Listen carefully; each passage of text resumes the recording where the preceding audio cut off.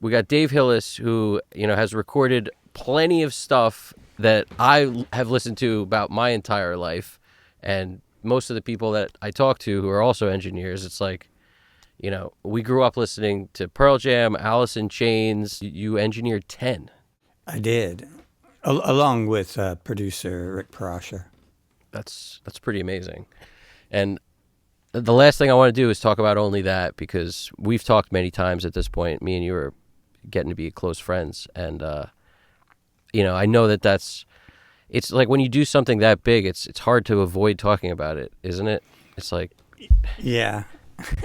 Well, it's funny. There was a period there where like nobody really cared. There's a decade or so there where it wasn't that big of a deal. But then nowadays it's become iconic and like a classic that it's kind of impossible not to talk about it. And I've come to terms with that. For a while, I was like, it just didn't seem like something I wanted to only be known for. But as I'm getting older, I definitely have an appreciation for all that work now. I can understand that. I can't even imagine a time, though, when that was something people didn't listen to and say, this is amazing. Because my whole life, that was what I always listened to and thought it was amazing from the time I It was was a kid. weird. There was some times that like, God, I even remember, like 2000 even, I'd moved to Los Angeles kind of permanent. I was always down there anyway, but I remember, it just wasn't that big of a thing. I wasn't getting work off it or anything like that. Really? Yeah. I didn't even have it on my discography for a while. Well, I think that's part and parcel with what we do. It's like, often we're not the best promoters of ourselves, man. I am. Yeah. For Well, years, it came with a lot of baggage. Just my whole participation in the Seattle scene and with the studio with London Bridge that I worked at, and our relationship with how that scene worked and blew up and grew up, and even before that, being in bands and everybody we were all at the same level. You know what I mean? It was just so bizarre seeing it blown up to the level that it went, that it kind of got surreal, and part of it when it was happening, I was deeply rooted in the studio all the time and not seeing it on MTV or anything, and not even realizing the magnitude that it was hitting. But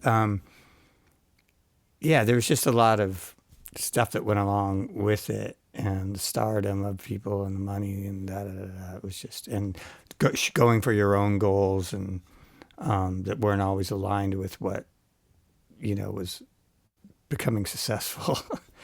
it's So there was interesting. just a lot of other stuff that if you weren't part of that, you would have, it doesn't make sense. But That's interesting. I can imagine there's a lot of, I don't know. There's probably that band itself has so many like big personalities in it, but you sort of knew all those guys because you're from the area.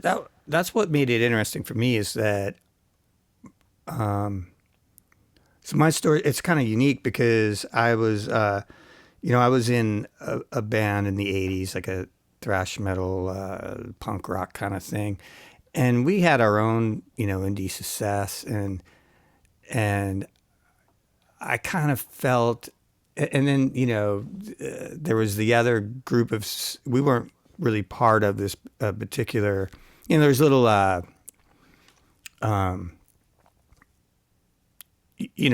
groups amongst the city. Different parts of the city had different cliques, is what word I was looking for, and so some of that stuff, like Green River and the stuff Stone and Jeff were doing prior.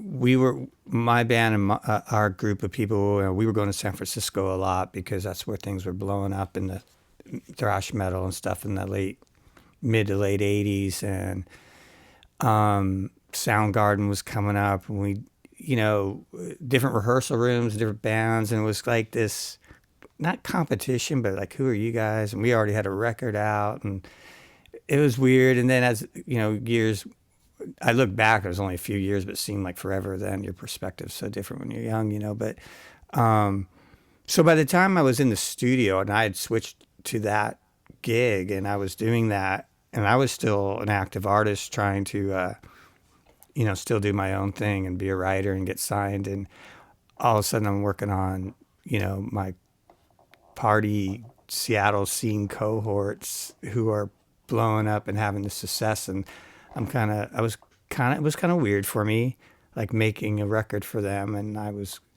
kind of feeling like I wanted to be making a record for me.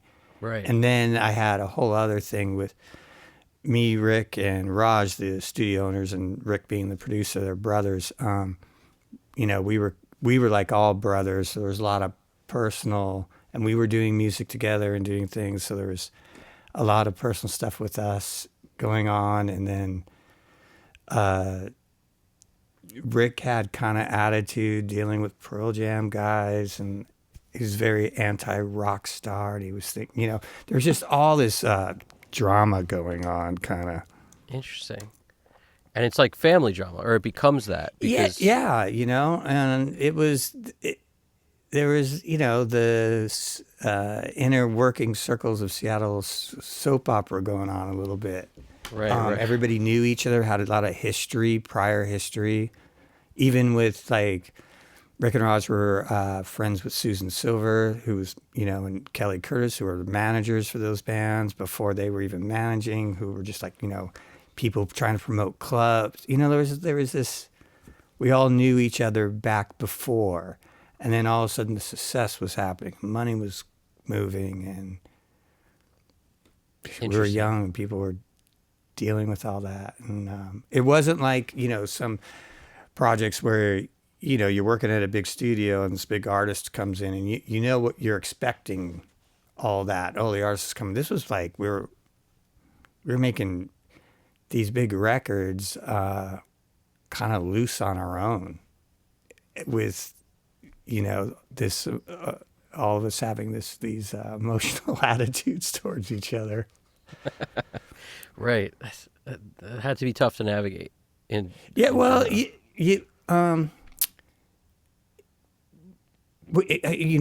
weren't thinking about it. It was just happening. Right. Now I can look back and like analyze it and see, wow, that's crazy. And then, years later making, like once we kind of knew, wow, we make big records now here and this is important stuff. We already had a sense of that. Rick was very professional, in that way, which was, that was coming back to me. It was amazing being thrown into that level of record making. But there was still, everybody had a lot of personality going on. I thought I was a rock star, so, and then Rick, had tons of, he was a character in his own way. The brothers, Rick and Roz were just known to be characters. And, so, and they were a very driven band who had, they were at a level, they were at the prime, man. They were on fire, knew what they wanted. And so, to put all that together, and there was no idea or preface that this was going to be anything but them kind of saving their career, because once their band before that, Mother Love Bone, crashed, everybody kind of thought, well, it's over for them, and this is like a little, like salvaging whatever, like, That's interesting. Yeah, because Mother Love Bone was, they were Stone and Jeff, they were like the golden boys of Seattle. It seemed like anything they touched worked. They could put something together and their first show would be packed. They had that going on. And so it was a big deal when their band, when they started, well, Alice kind of did, but when Love Bone had a big bidding war thing going on. And so it was like, that was the first wake up, like, holy, there's something going on here. like record labels are spending money and there's bidding wars. Like we never heard those words before. Everything huge indie scene, so it wasn't unheard of for people making records in studios everywhere. In rehearsal rooms, it was a very vibrant scene, but it clicked over with them. So after that ended, it seemed like such a disaster. You know, and they went in so low key on this. There wasn't a lot of, because they weren't a band playing out around town and building a following. You know, they kind of got built in the studio, really. And interesting. I didn't know that about Mother Love Bone. Like, I didn't know this order of events the way that you're explaining it, and that's really interesting. Oh yeah, they were. Yeah, everybody thought Mother Love Bone was the next big thing. That was the thing that was going to break and make Seattle. Interesting.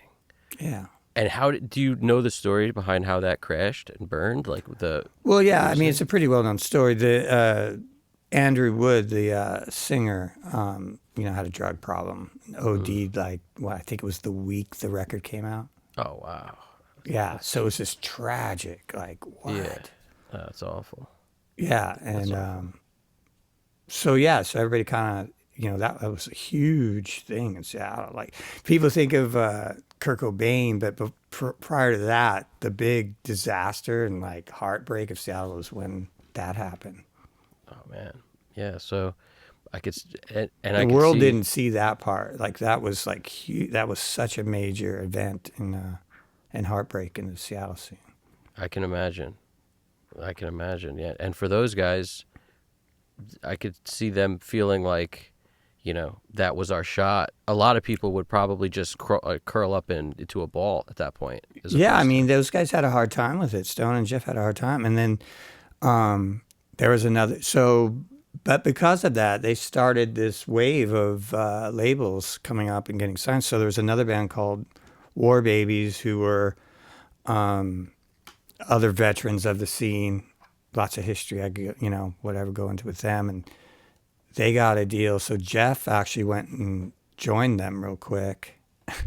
And Stone went back to writing right away and did some demos at another place called Reciprocal, very famous grunge era where everybody did their demos, their first records. Jack Endino, the producer, worked out of there.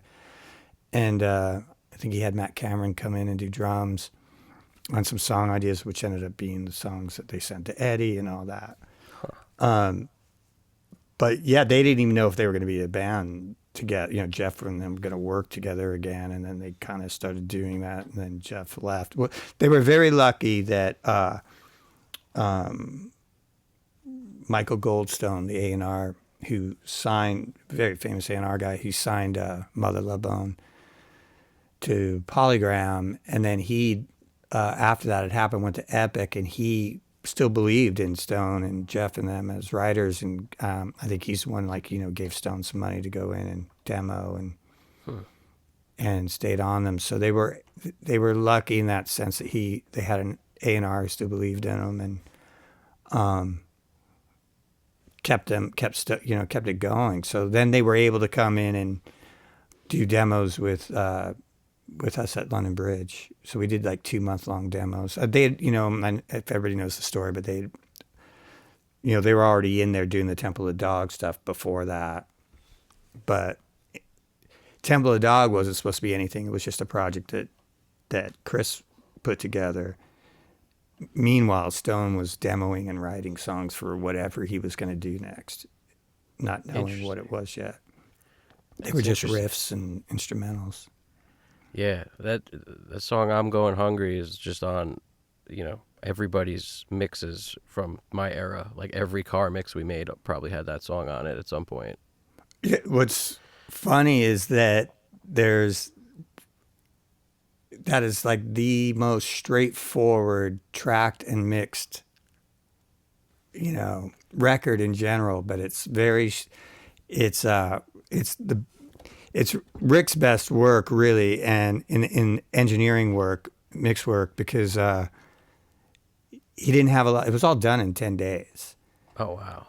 And he just, Rick works best when he doesn't have too much time to do stuff.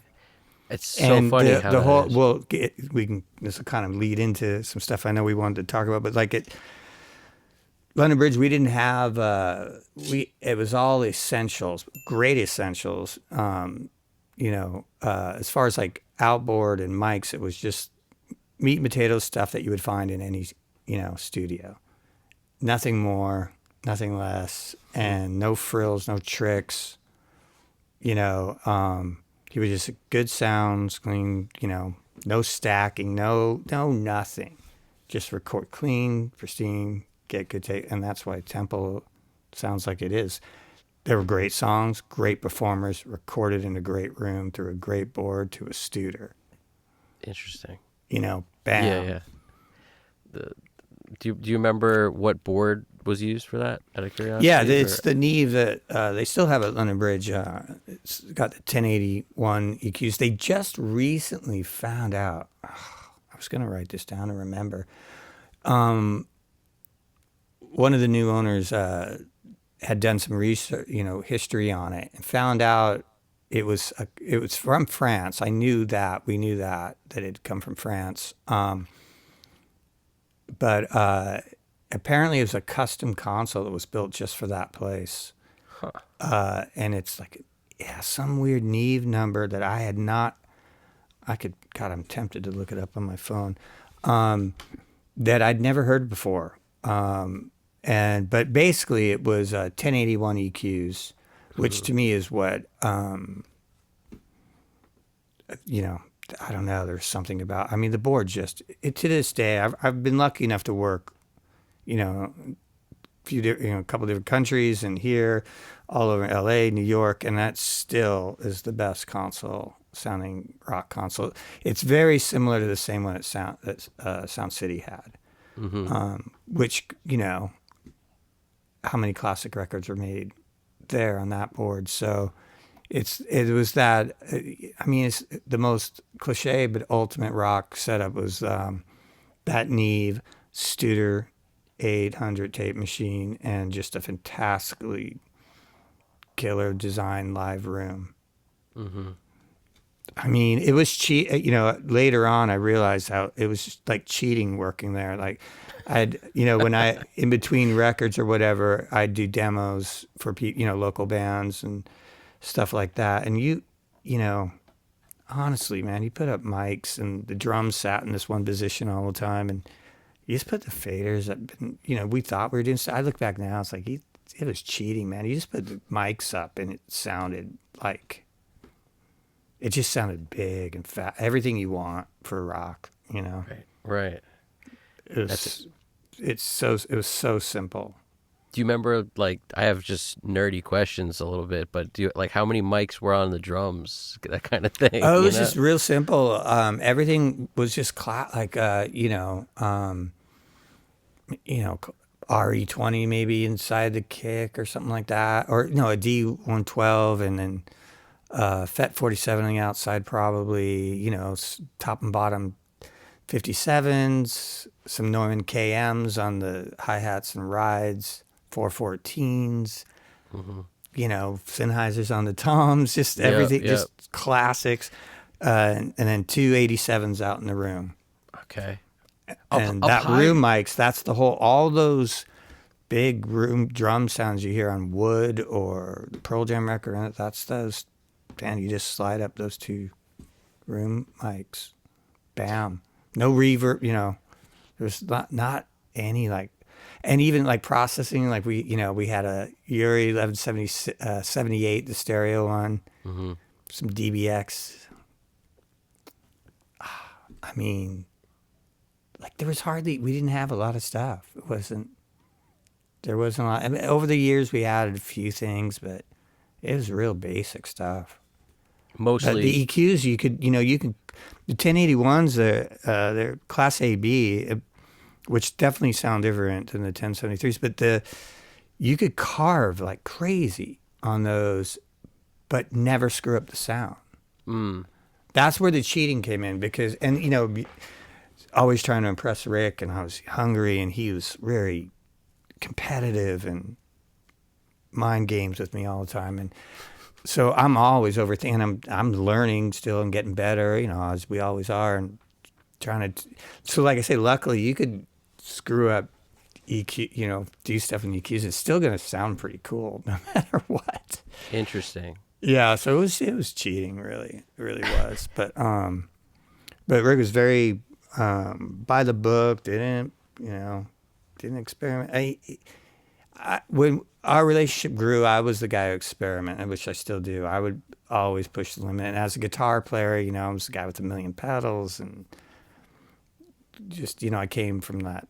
I was into everything: punk rock, industrial, freaking all, So I just always was pushing. Hmm. So I was the guy who would push him in that. He like, oh, he did humor me. We try things, and over when as I got better and trusted me more, that was I was like two things I did, pushed him on that, helped push, like I knew how to talk to guitar players about pedals, things like that, Hmm. and being a band guy, I was I kind of was a diffusing element between him and the band sometimes because Rick had a way about him. He wasn't a band guy kind of, and he could be intimidating and weird about stuff. So I kind of could be that buffer, especially when I knew a lot of the guys. So Right. That had to be so interesting. Which it like there's a couple more questions I have about that zone that we're in, but I'm curious. I think it's important to. So many people want to know, how do you get into a position where you're engineering on a record that winds up being done at a studio with that kind of gear, with that kind of a producer who is, I mean, how do you get into that position back then? well, Like, because it's different today, because there are so few studios today. You know. yeah. Well, I was, and to add to that, I wasn't really trying to be a recording engineer per se. I was more pursuing my own record deals and things like that. But, you know, um, I was just hustling. I was part of the scene. I was been doing it. I had my first deal. I was 17. I was with Metal Blade Records, an indie deal with this stuff. So I'd been, and I was going into studios like 14, 15, like literally saving up money and going into local studios, just doing way before I was ready. I don't Hmm. know.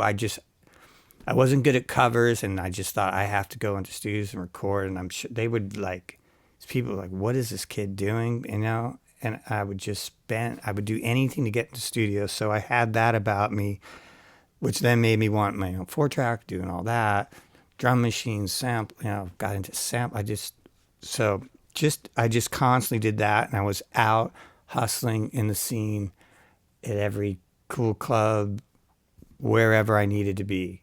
And so I had met Rick. Well, actually, I went to London Bridge, like I said, one on my own dime to record something I was working on, a band I was trying to put together or something. And he didn't work. Don Gilmore, who I took his place, who did Lincoln Park and Eve Six and all that. Hmm. He was working there doing my gig under Rick, and but Rick had came in and saw me, and so I saw him out at one of the place called the Vogue, where everybody who was anybody in Seattle went and hung out all the time.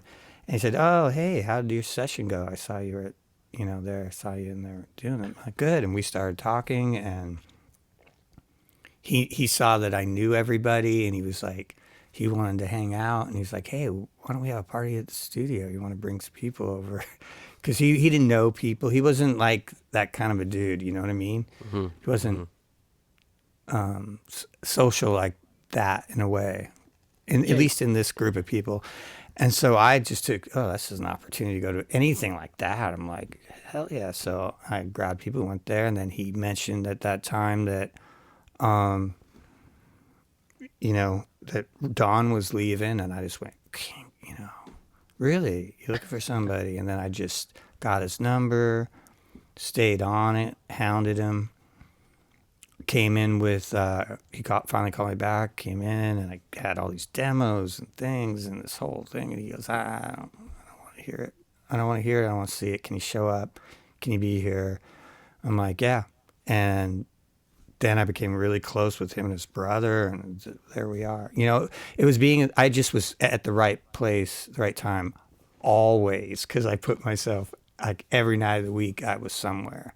Mm-hmm. And anything that had to do with anything. And then I just, like, dove into it. And it was weird. It was because then all of a sudden my life became that studio. And, I couldn't really have a band and do stuff. And so it was kind of messed with my mind a little bit. That's why when, like, we were doing Pearl Jam and things like that, I felt like I was missing out. Mm. And I remember Stone always saying, man, it's so cool. You got this job.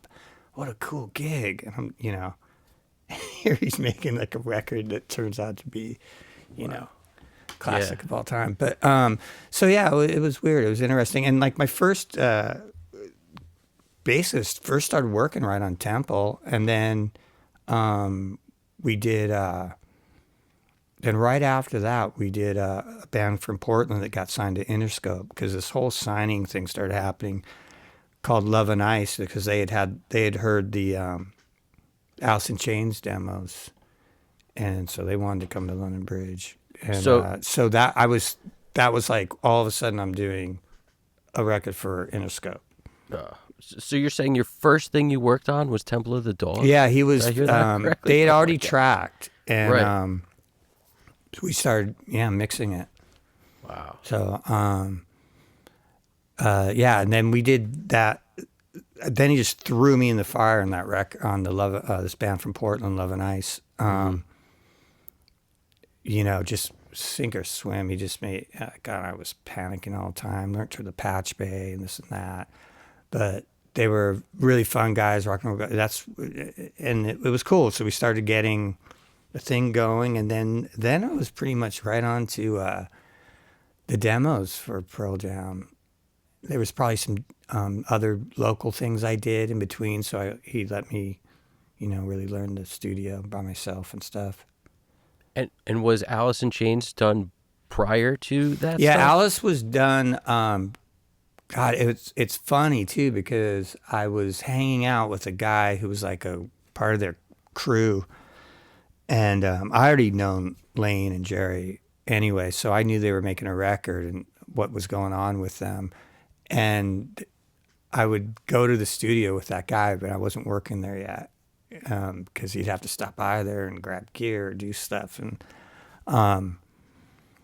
I was even there. I was at London Bridge before, even on a Queensryche autograph party thing. There was I knew of the place, and even my old band had done a demo with the maintenance guy there that had done work. So I knew of the place, but I hadn't known Rick and Raj and worked there until I did my own demo there. And then, like I said, I just hopped on that opportunity with Don Gilmore leaving and Rick happened to mention it to me. I heard him talking about it, and just that's amazing. just, And I just knew it was an opportunity, and I thought, oh, I got to go there because there's records being made there. right, and it sounded like he needed someone who was hungry and was out there, and you were clearly out there, like, trying to be seen. And he's like, I need someone who's dedicated. I need it and I'll teach you the rest, kind of thing. Yeah. Or that was how it played out. And so he wasn't. You got to remember his whole mindset too. Like, he didn't really set out to be an engineer or anything. Raj, his older brother, is the one who built the studio and did all that. And they used to hire other guys here and there. They didn't know what they were doing. They kind of built it, and there really wasn't a market quite yet for it. That kind of a studio. And there was a lot of other studios, but and he'd use Rick, because somebody else wouldn't show up, and Rick just had a natural ability. Rick was just one of those guys, good at anything. And musically, gifted. He was a trained pianist and classically trained, and Raj actually was classically trained opera singer. These guys, they were musicians. So and they did their own music, and they were, the studio was kind of their playground for a while, for their music. But he wasn't setting out to be like a big rock engineer or producer. And that, but they needed him to do it. And Raj would be like, you have to, because we're getting paid, we got to keep the studio open. Right. And so he had kind of this attitude about it all. And that's the kind of person he was too. He's very like, I don't care. That's how Rick was, you're saying? Yeah. That was his person. That's interesting. So like here's people's, careers and lives and dreams were dependent on it and everything. He's like, but when he's working, it was. Yeah, you had said he's like extremely professional. So I'm but curious. He could care less at the same time, and he would kind of blow it off. Like the bigger it's supposed to be, the more he's like, that's an amazing like dichotomy of personalities in one It was dude. kind of a circus what we had going on there, and it would freak people out. It would like. Yeah.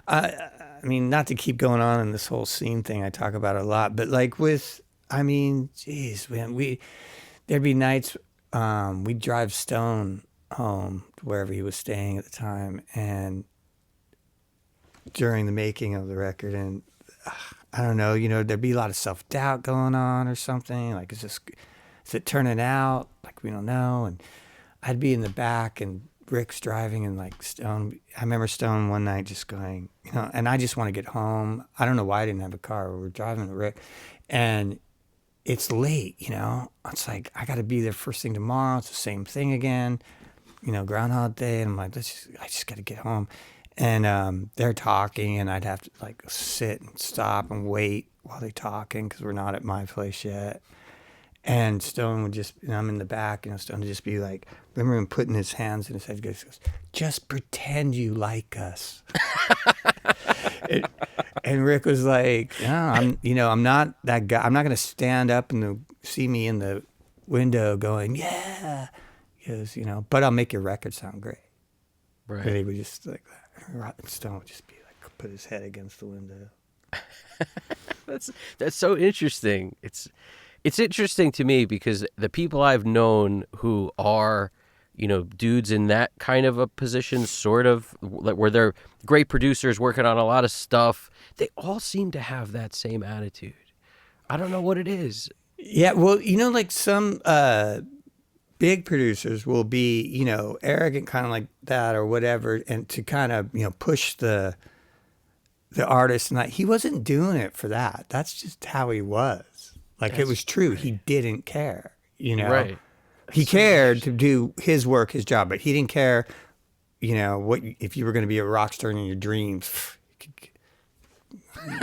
Meant nothing. Matter of fact, it turned him off immediately. And he used to mess with me about that. You just want to be a rock star. You just want. I'm like, yeah, dude, yeah. I want to be. So interesting. And that's and that just went on for years and stuff. But I find this stuff so interesting, man. Anybody who's worked with him would tell you there was any of the bands or artists, he had. But it kind of turned into a cliche producer guy in a way, because he was almost like a sorry, I'm blanking on what's his name. The famous producer who did the. I can name a bunch. The Wall of Sound guy, from the 60s. Oh, you're talking about Phil Spector? Phil Spector. He kind of became this like grunge Phil Spector in a way. Not that he would shoot anybody, but right. He just had this like, right. He got this character image going. And even A&R people, like when we started, when it started happening and we got big management representing us and we were going to Los Angeles and we'd go to these parties where like every A&R guy and record executive was there, and Rick would just be like, just not playing the game that they wanted. So yeah. Yeah. And he relished it, and he just loved messing with them all, and just being that way. But he was having hits, so it's like, right. And it was so great for me to see. I'd come up now in so many different sides of the industry, and then watching that side of it, this successful producer guy happening and blowing up, and the label people, how they dealt with him and what he could get away with because of what he was doing. 90s, there was some, dark sides of the record industry you definitely saw and how it was working. And then with me getting signed and I had a female vocalist and seeing all that, how they treated women. I mean, I got to see a lot of different sides of I bet. that big record industry machine that was happening back then. What was there a lot of like negative treatment towards women going on around this Oh, time? absolutely, man. Yeah, incredible. Like, that pre Me Too movement, yeah, like everything you could imagine. It was just so, Huh. So yeah, what you picture Weinstein kind of stuff, with what you picture with the grease balls taking Yeah, advantage of totally. everything they can with their cigars in the big offices. I was just going to say that. Yeah. Kid you not, the cigars and everything. Actually, when my first deal was with Polydor, and Rick produced our record, of course, I was going to do it at home with my family of people. Yeah. And yeah, our record guy, the president of the label, I won't say his name, but he was a cartoon character, dude. Big dude, sit there, smoked a big cigar at the end of the table, bringing food, ordering his food. Like, it was just every cliche you could imagine was happening. Yeah. I mean, I was at Hollywood, record executives, Hollywood Hills houses with the attorneys and lawyers, and they were talking about big name artists and different up and coming demos that were going around that I knew of, like different women artists. There started to be that rise of women artists happening, and I mean, they were all like, just trying to. Yeah, I'm taking a meeting with her to sleep. They weren't going to sign her. Yeah, it was all kinds of stuff like that. Wow. There was a lot of money, and there was a lot of money going around then. Right. You Right. know? A baby band production, what we'd call a baby band, minimum was like, 185 grand to go into the studio. Wow. Wow. And that's before the band's proven themselves in any This way? is like, that's like, that ain't going to do anything. It was like Right. that kind of money. Wow. Who has 185 grand to go in the studio now? No. Right. Nobody. I mean, unless you're on the, the top pop artists of the top. That's it, really. Right. What you were just saying is and that all, I mean, everybody knows that as soon as you couldn't sell CDs anymore, as soon as, the 12.90, I remember when CDs went from like about, $11.99, $12.99 up to about $19.99, $24.99. They would add like, I mean, it started to get up there, and then it just all disappeared. And and that's when the money basically, just because it wasn't there. I guess, I mean, once there was no physical product to sell and there was no points or nothing for a producer or to make off it or the band members, and then that didn't trickle down to management, which didn't trickle down to attorneys, which, Right. the industry just gets handicapped. Right. The Yeah. studios didn't have money. I mean,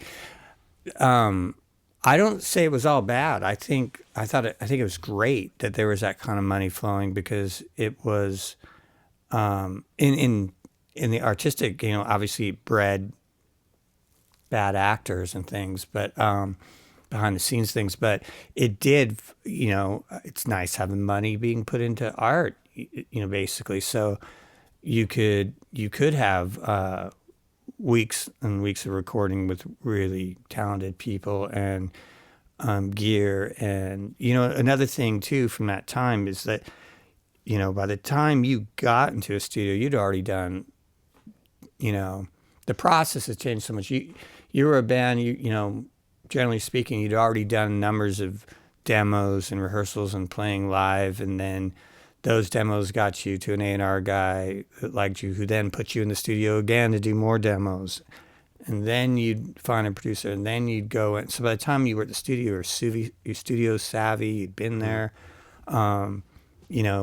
a lot of times nowadays, the first 10 songs a band writes is their record, and before, bands had been, you'd been rehearsing and writing and playing and all and demoing that, you've worked your stuff out. You've been through a lot of songs and you're Yeah. just way more prepared. And then you had really professional people have you in the studio. So, I mean, that's why great records were made.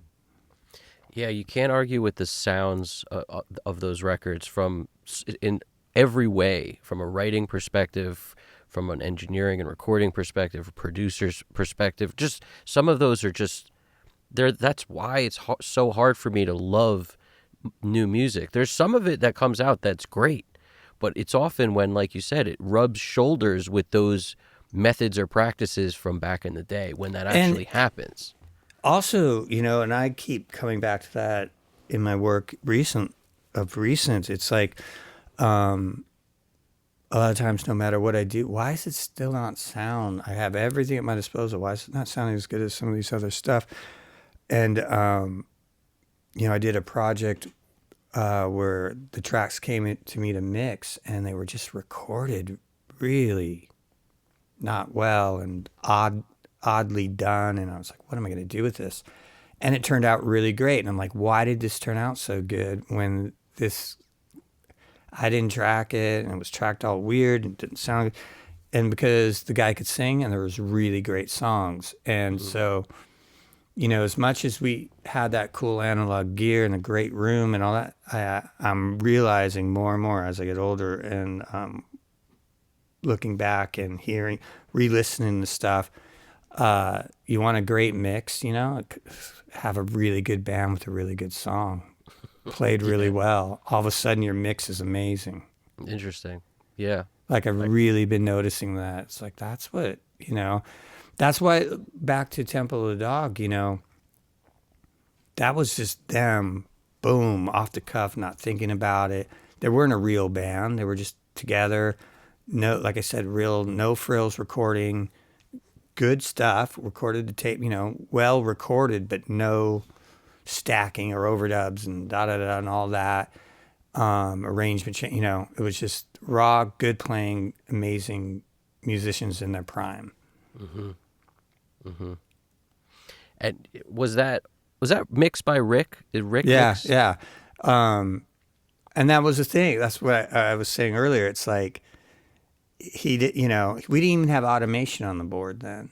Right. It was literally just recorded, like I said, in the room with a basic setup, Yeah. faders, and EQing, couple compress. I mean, And he's not doing parallel compression or anything on the no, he didn't do board. that He's not. stuff. He's not Not that doing any he stuff. started doing a little. We started messing around with different things as time went on, but then it was, man, it was just so basic. Right. Right. Take his time, really EQ, print everything was printed. Just levels were perfect, all that kind of stuff. Very meticulous, but no tricky stuff. So Studer tape machine, Neve console with the 1081s, probably a custom console. Couple Print. of the big Neve compressors that are on the board. I forget the model numbers, but Right, like the 2254s or something like yeah, that yeah. kind of thing. I don't know the exact numbers that Yeah, would be on there, and but like something I like that. said, yeah, just like some DBX stuff. What else? I'm trying to think what we had in there at the time. 1178. Effect wise, we might have the harmonizer, the H3000 on the micro pitch shift, and then the Lexi Verb. Right. So it's like, Right. Yeah. Funny enough, every mic you said for the drums was exactly the way that I basically was taught to record yeah, at the it studio that was. I used to intern at. It was just Yeah, I like, mean, like on Pearl Jam, like here's the big decision, like, okay, we're recording Eddie's vocals. Well, we had the 87 or the Fat 47. So it's like, which one's that? Okay, that. It's not like we did like this big mic shootout, or anything. right. And like, how long did it take to track 10? Like, what was 10 that was, process like? well, we did like two,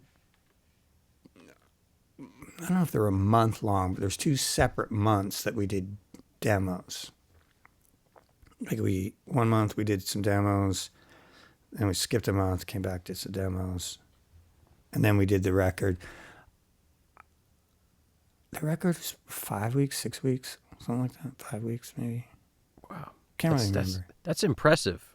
During an era where people could take a very long time to do stuff, albums that take almost no time, like the album Core, Brendan O'Brien did it. They talked about how quick they tracked that, and it's you know, it's right around that, real quick, couple weeks. Pearl Jam was, like I said, that was different because they weren't a band who had, they were still kind of writing and putting it together. Eddie was brand new.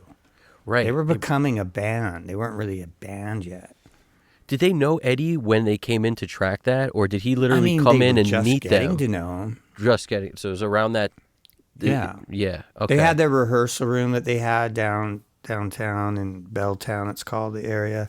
Mm-hmm. So they did some rehearsals with him there after they flew him up, and then those two demo things we did were kind of to get to become a band. Right. But what my experience with it all was he wasn't even really Eddie. I mean, they were still gelling. They were still figuring this out. Like, who the hell are they? And there was this giant shadow over them of Mother Love Bone and the Andy who had died. And in Seattle, that was still a big, dark cloud. And here's this dude from San Diego out of nowhere trying to fit in. It was, it was a peculiar way to put a band together. Definitely. And they hadn't played live yet. So, being those weeks in the studio was good because, like I said, they were getting to know each other and becoming a band and jamming. And they worked really hard. Like, they'd be there at, first thing in the morning. They didn't party or anything like that. It was first thing in the morning, play all day to 2, they'd play live together. It was always them jamming all together. But like what I was going to say was Eddie, it was midway through the record before he really became Eddie Vedder. I feel like his personality was different. The whole character of Eddie Vedder kind of got invented when there was a period where people were, I don't know, it was kind of feeling down. It was kind of dark. I don't know, like, where things were. I didn't really, I was kind of watching it all unfold, and I wasn't getting, it wasn't my position to get too close to them in that while they were working all this stuff out. Mm-hmm. And like I said, there was definitely not like a bad tension, but it was weird. It was there's a tone going on, and for Eddie too, all of a sudden he's signed. He's making a record. So, it's a big deal. Things happen fast, I guess, if you look at it from his perspective. But so anyway, there was, I don't know, he wasn't really hitting. I think they just didn't know if what they were doing was good yet or not. Mm-hmm. And me too. I didn't know either. And so there was this period where we ended up leaving him in the studio at night. I'd leave and lock the door, and he slept on the couch, and we taught him how to arm tracks on the Studer and the remote, and he got wine and rented a bunch of videos, like Bukowski videos and different things, and got into his thing. And over that, like, whatever it was, 4 or 5 days that week of doing that, Eddie Vedder got born. Wow. That's interesting, man. Yeah. It's like you open the door one day after you locked it the night before, and a different dude is in there. Yeah, it was weird. He definitely became that character. Interesting. Because when I first met him, when he first came to the studio, this Chevy, yellow lowrider, tinted window Chevy Love type pickup pulls into the driveway in rainy dark Seattle morning. I'm like, what? You don't see anything like I just drove off the beach, and I'm like, you don't see that in Seattle. Right. And I'm like, who's this? And he's driving like a maniac into the thing, and it's this San Diegan Eddie Vedder who's California sun-kissed. I'm like, what? Not Right. like what you would imagine. Right. Super nice guy, all that. But I drove with him up to get something to eat, and like, he's like a maniac driver. I'm like, I'll never drive with this guy ever. Like, it scared the hell out of me. But yeah, he became Eddie Vedder during that period, and then it would be crazy. Rick would go home. It would start getting late towards the nights. We're still tracking. If they were still running through songs, because everything had to be done live for them. Like we ended up doing some overdubs, obviously, but it was very important to them to all track live, and Eddie would sing every take too. Like, it wasn't like a scratch tack. He didn't really realize we could do that yet. He was still kind of new. Right. And so he'd just sing every time. But it made them a great band. But so if we were going to go to 2 in the morning, Rick goes, I'm going home. See you tomorrow. Just put notes on what takes are good and whatever. And I'm like, cool. And so when we were doing vocals, there's plenty of times I'm sitting in there and we're going through, and I just got all his lyrics. I wish I would, the days of a cell phone, I would have took pictures of this. I just have all his lyrics because, we'd upstairs in the office, had a Xerox machine with Xerox lyrics, and I'd have them all over the console, my feet up, looking at lyrics from the remote right here, punching on parts he'd want to try or whatever. Mm-hmm. And, lights down, and it's just Eddie. And I'd think back like, gosh, I wish I had video of that or something. It lives up here, watching man. him go through, sing Black, Oh, wow. working through that and stuff. It's a funny memory because I'd get asked a lot, did you know this was going to be a hit record or whatever? I'm like, not at all. I had no idea what they were even doing. It sounded I didn't know where they were going with it. And, but I remember looking at the lyrics of, I think it was Black, and I'm just like, well, cool lyrics. At least he can. I remember thinking like I was in my mind giving him some kind of compliment, like, well, at least he can write some decent lyrics. It's so funny to me how they didn't even know it was good. Like you said, I mean, if you're dropping, when you were driving Stone home or whatever, and he's like, man, just pretend. It's like, they don't even know. When people are great, they don't know they're great. So often, the voice in their head just beats them down to the point where, yeah, I mean, like, they're just grasping at the straw for someone else to be like, you're great, so that they can climb back up the rope. But it's like they're on this little fine piece of twine that's just about to break at any second. Well, think about this too. So because of Love Bone, they had so much attention. Yeah. And when they were out in the clubs or out playing or whatever, everybody knew who they were. They were local heroes. And then that was all gone. And now they're doing this record, and it's not being tested live yet. And people, they don't know if this is like, so yeah, they were in lots of doubt, lots of state of doubt. And Eddie was new. He didn't know it was, they tried, like I remember Eddie came in and hung the, he had this big painting on like a sheet of Pete Townsend that he hung up in the live room, because Pete Townsend was his hero. And I'm just like, whatever. I had no idea what was going on. I'm like, okay, whatever makes it work for you, dude.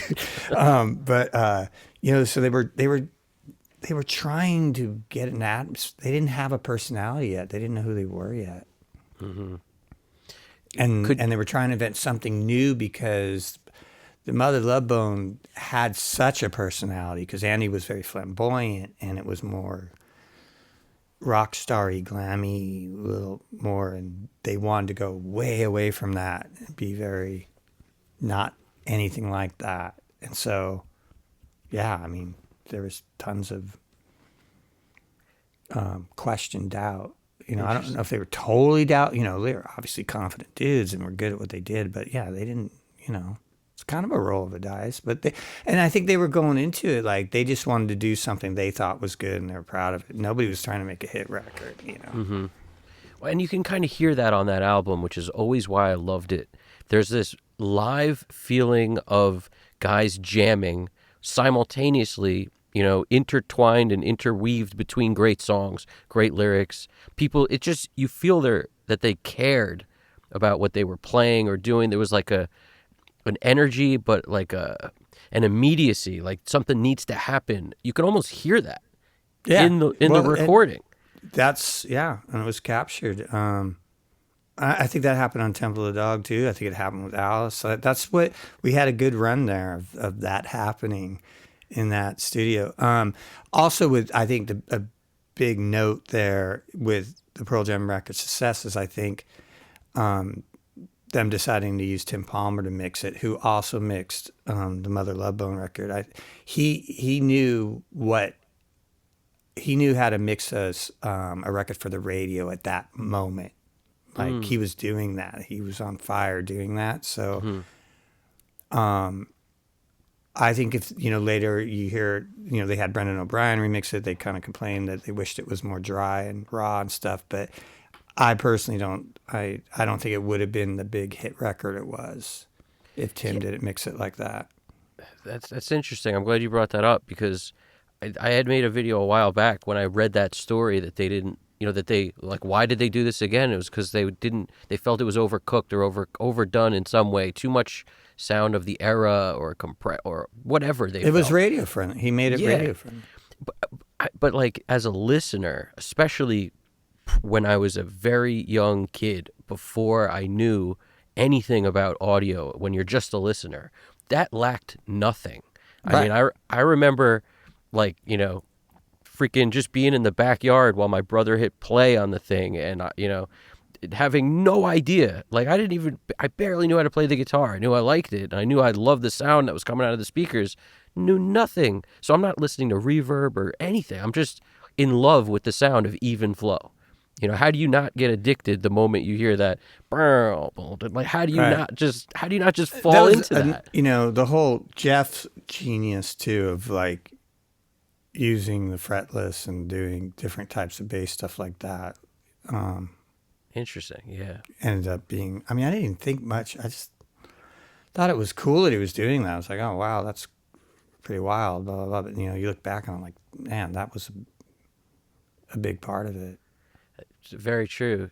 I never really think about that, how big a part that plays in all their songs. Yeah. But Tim's mixing of that for that era to get it onto radio, here he got these great raw tracks to work with, and he did his mix gloss on it, and that combination I think is what blew it up to as big as it went.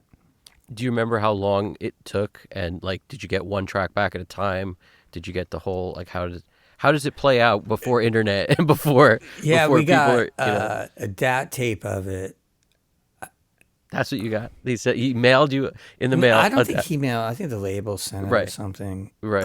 But this is gonna sound so weird. No, I didn't even probably listen to it. I didn't even care. Like. So, and we were on to other things by the time that happened, and like we were so in our own bubble too, like personally, and it's like we were very smart ass about it all, kind of. Interesting. Yeah. Yeah. So I you remember don't not even even hearing I'd hear it on the radio. I'd hear things on the radio, driving to the studio or something. And that would be a trip. But I remember I didn't listen to the record I didn't own it, nothing. Years later, we're painting a house. I was up at my mother's house get painted, and one of the workers was playing it on like a boombox, CD boombox. Like, it was the first time I heard the whole record. What? So sweet. Yeah. That's insane. Yeah. But at the time, when they're tracking this live, are they all in the live room? Because I would imagine this is before the era where people started bringing the amp heads into the control room. No, we separated everybody. All the amps were separated, and we would do amps in the control room. We'd do that. So everybody was in the live room playing. Eddie, the way the studio was, there was a little walkway that we turned into a vocal booth that was in between one of the a large ISO room and the main live room. So everybody could kind of see. There's a line of vision there to him. But everybody else was out in the room with headphones. Oh, so the drums are basically, it's just drums. There's no people in there. Like, No, everybody's standing in the live room except everybody's for standing in Eddie. the live room. Gotcha. Very cool. Okay. And everyone's Yeah, it was all about being a band. totally. It's like we do take after take after take after take. How many do you think, like, Well, you think went here's the into story. I've told this each story song? before too. Yeah. I hope I'm not repeating myself. People heard me on other stuff, but so like an Even Flow, there was a famous story where I didn't tell for years later, but they're going. They did Even Flow, like start at 10 in the morning. It's 2 in the morning now, 10 a.m. to 2 a.m. 2 in the morning. Yeah, and Rick had went home, and that was the other thing about this record.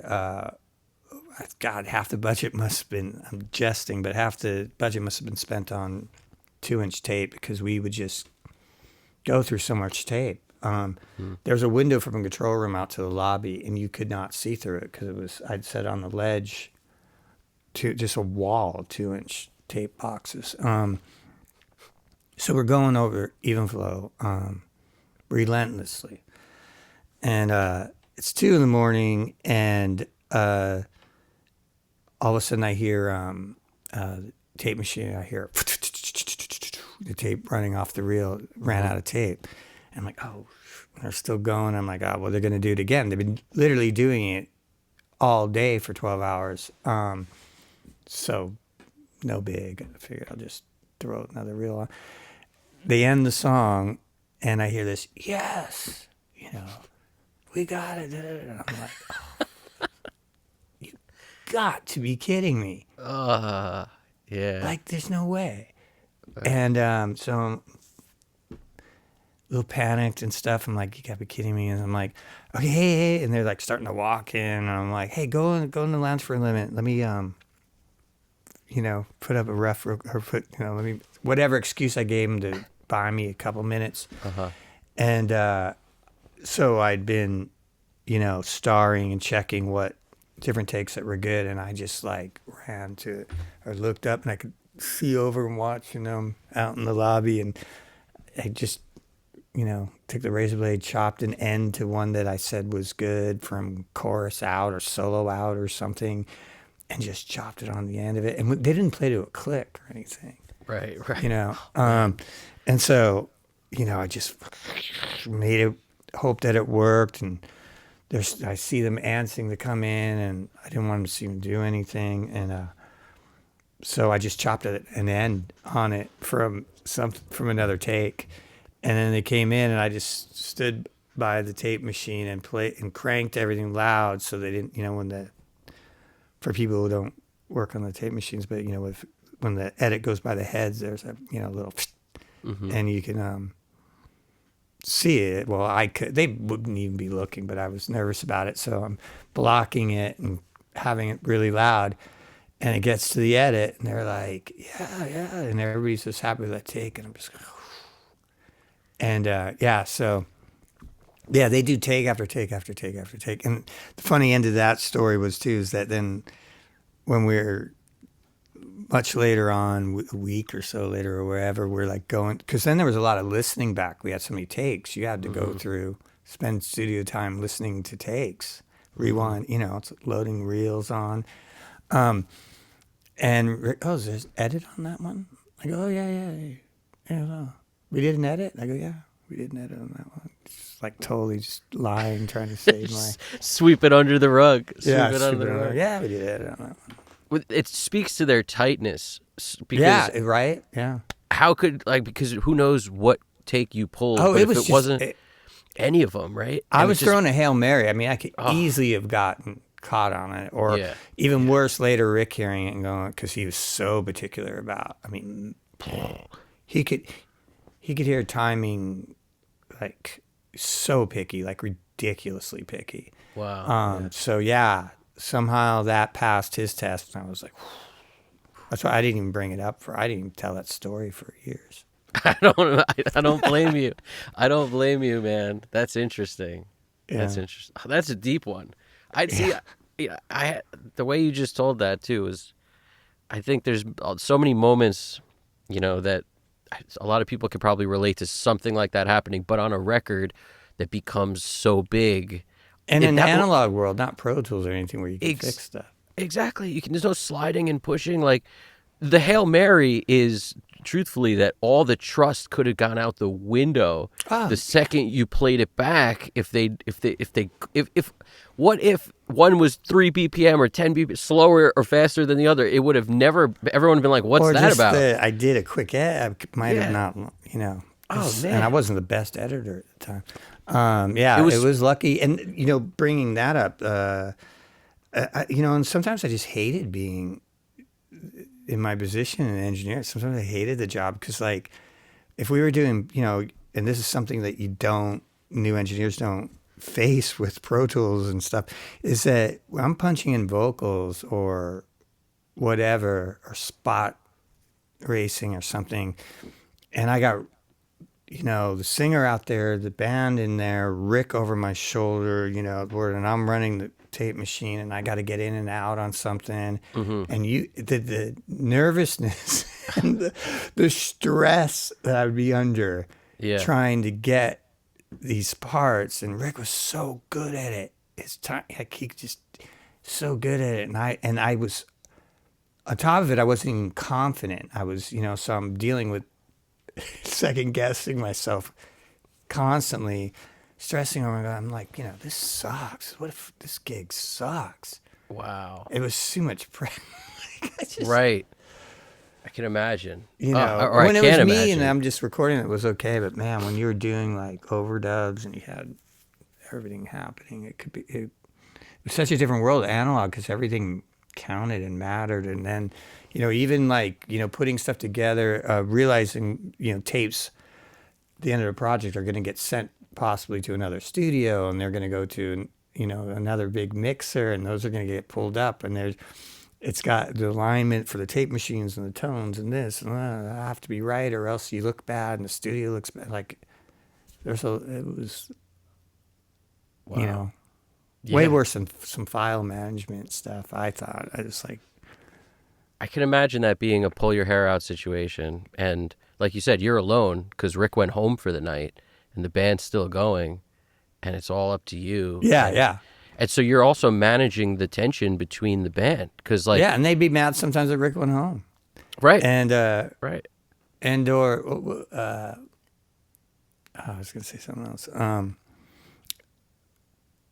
Yeah, there's even like when when the crossover from Pro Tools and digital editing started happening, and I remember like we had sent stuff down to mastering, and like like the stuff went to mastering. Rick was attending the mastering session in L.A.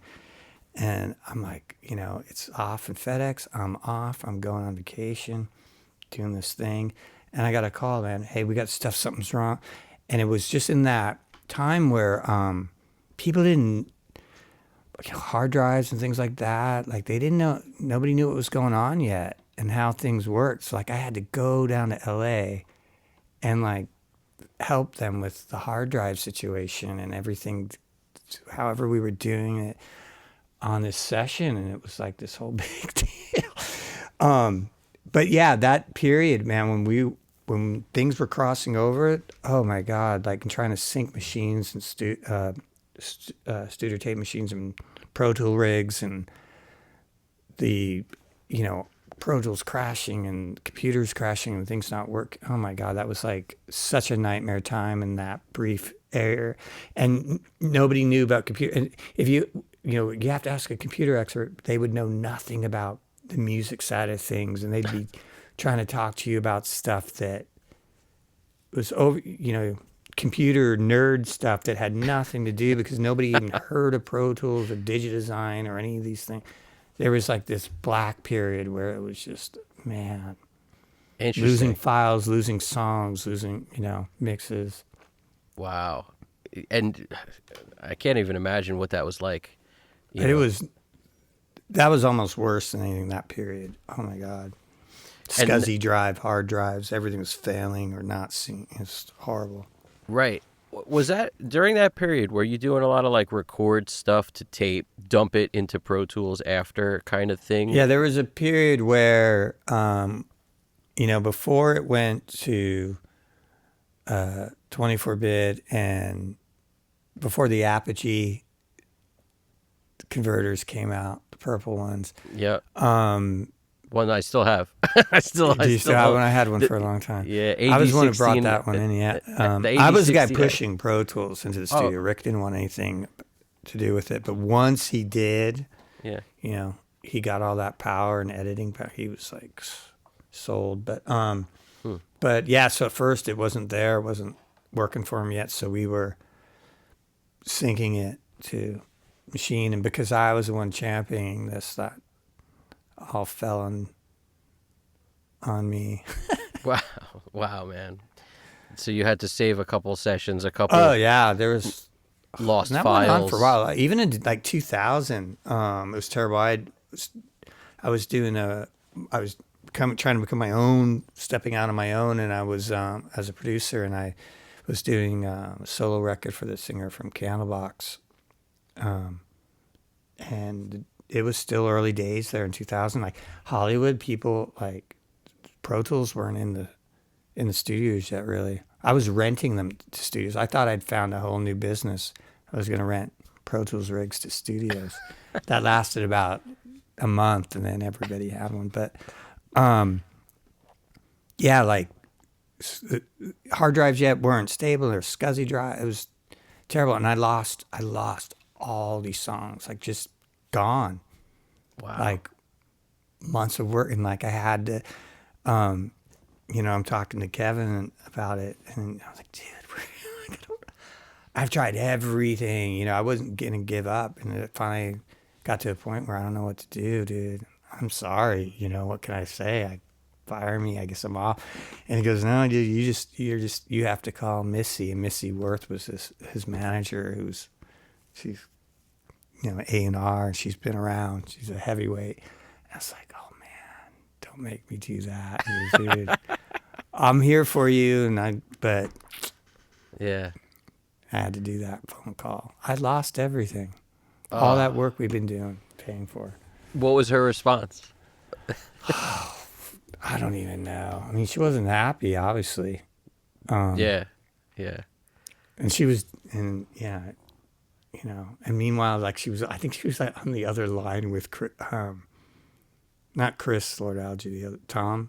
Yeah. Lord Alge, Yeah. or something. I'm going, she's on the other line with like all these giant names, and here I am, like doofus losing hard drive. Oh man. Yeah. So we have a hard time forgetting moments like that.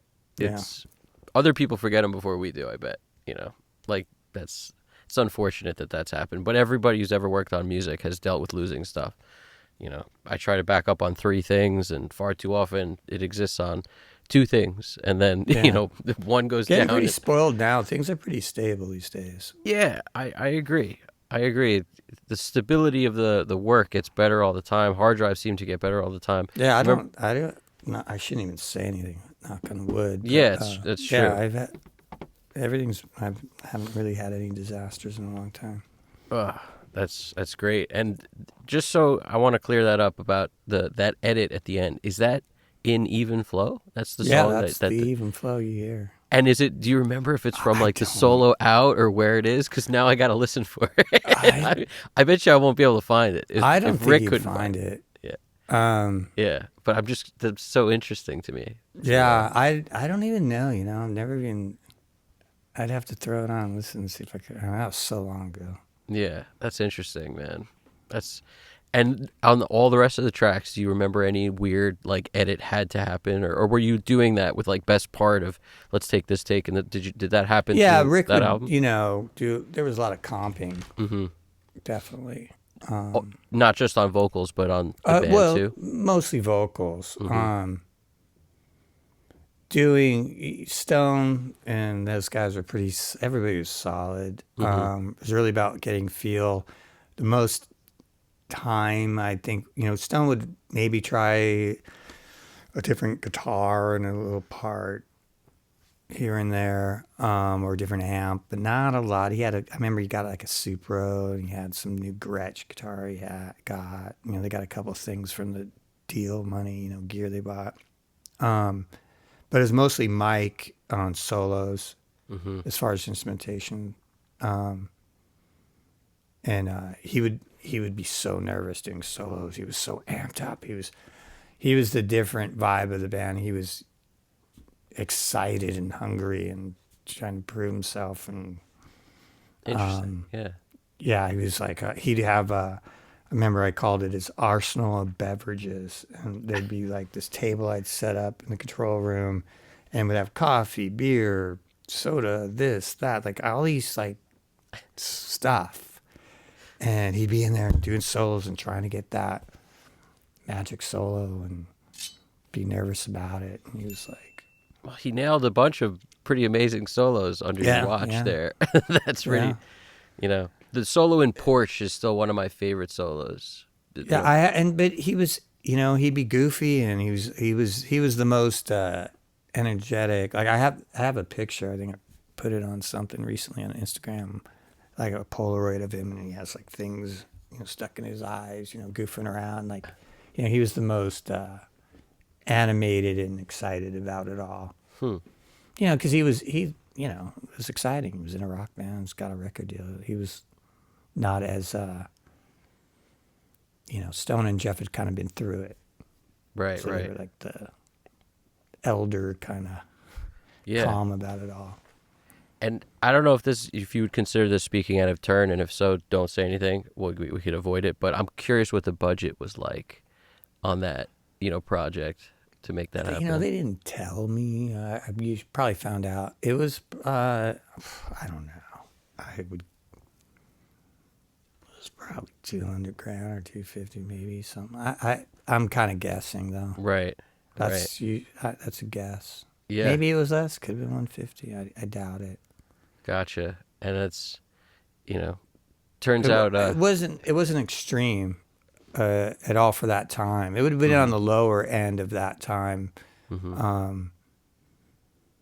because it wasn't a big signing, and it wasn't a bidding. It was like Goldstone kind of saving them. Really, like the Love Bone was probably a much bigger deal. Right. That's interesting. And the studio was cheap then, and Rick wasn't even getting points then, and Rick was an unknown for the most part. Yeah. So. And the label Temple of the Dog was $10,000 on used tape. Wow. So you mean there was no budget for buying new tape? No, so that leads into another whole story. Raj just Susan Silver's called, and their manager, Chris's ex-wife, and booked it, and stuff. Chris wants to come in and do some things, and then like, there's no budget really or anything. Can you kind of front me? Da da da. So they fronted in and just grabbed some reels out of the locker with all the other local bands and stuff.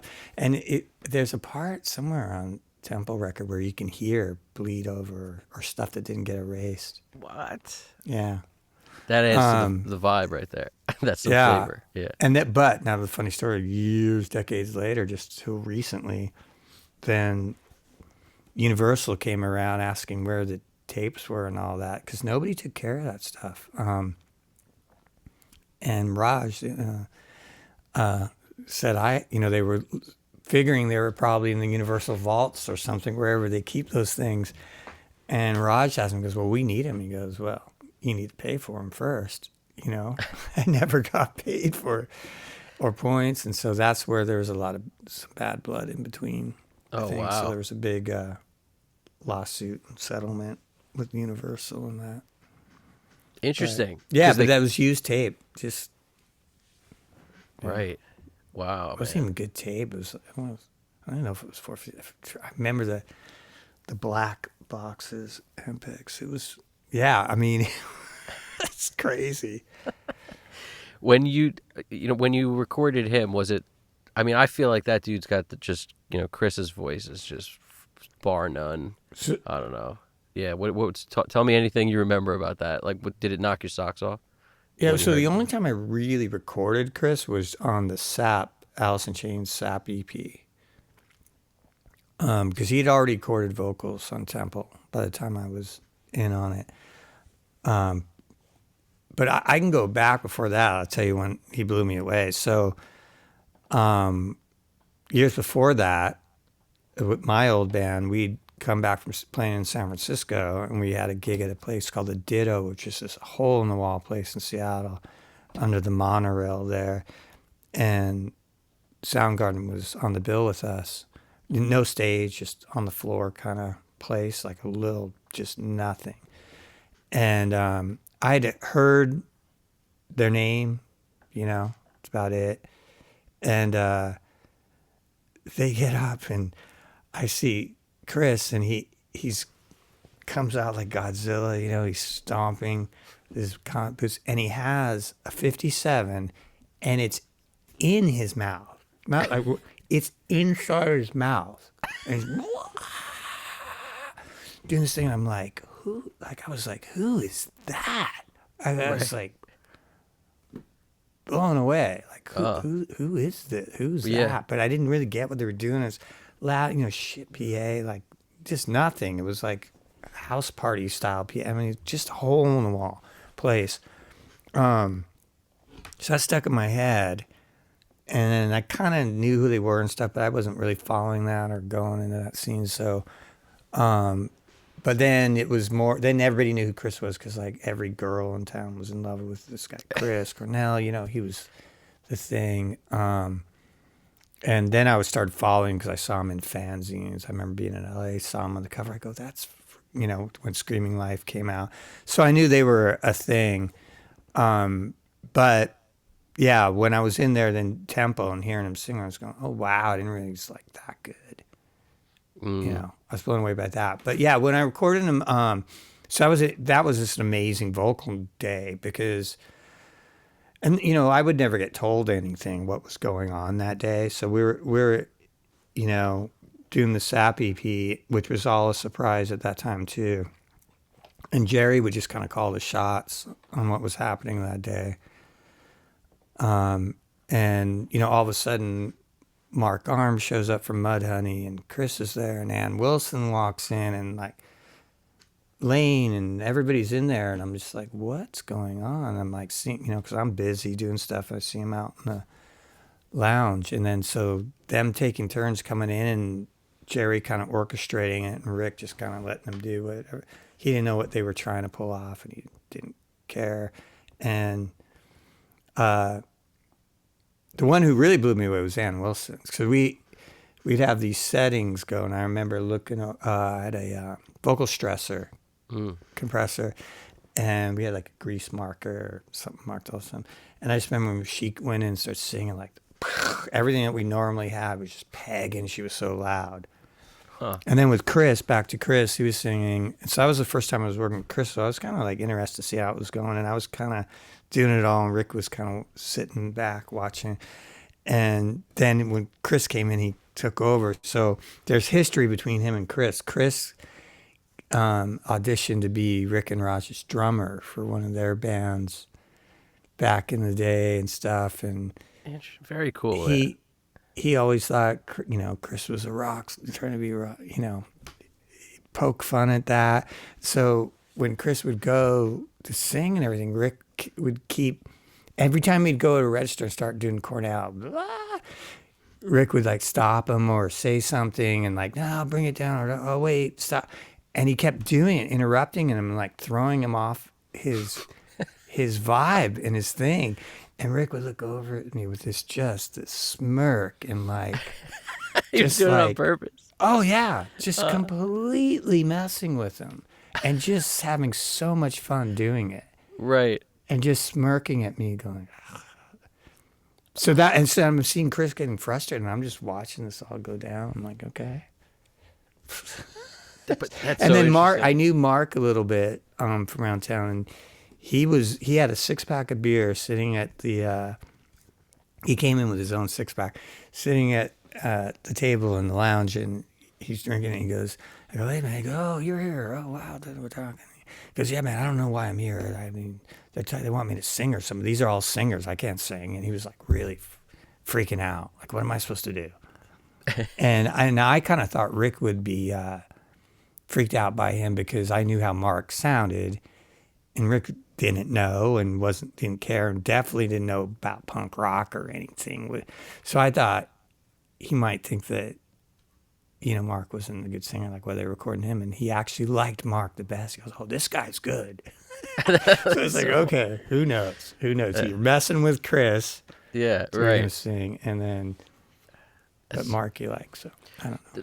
that's such a good like story to just illustrate how like everybody just has their own opinion. You can never predict what people are gonna like. You never really know. Yeah, And the nobody was an icon yet or anything outside of right, Ann Wilson, but right. And then you got probably the best singer ever in rock. I mean, Yeah, Robert I've Plant. come to in over time. I think Soundgarden, Chris and I think they were like kind of the best of the lot Yeah, in my opinion. that's I remember interesting. when I heard Loud Love, I was like, oh, that's when I started thinking something was really happening in Seattle. I thought, okay, Yeah. this is great. And when I heard Alice's demo that Rick did, and the Love Bone demo, but Soundgarden, when Loud Love happened, I thought, oh wow, that's a real rock record. That sounded like what I grew up, like that level. Right. Well, that was the magic to Chris's voice, as far as I'm concerned. He's a bluesy singer, but he can do anything anybody can do on the mic, any register, anything. And the low stuff he does is so guttural; it brings you right in. His voice sounds so personal. And this is one of the reasons I like Lane's voice too. There's such a range of possibilities with voices that are that good.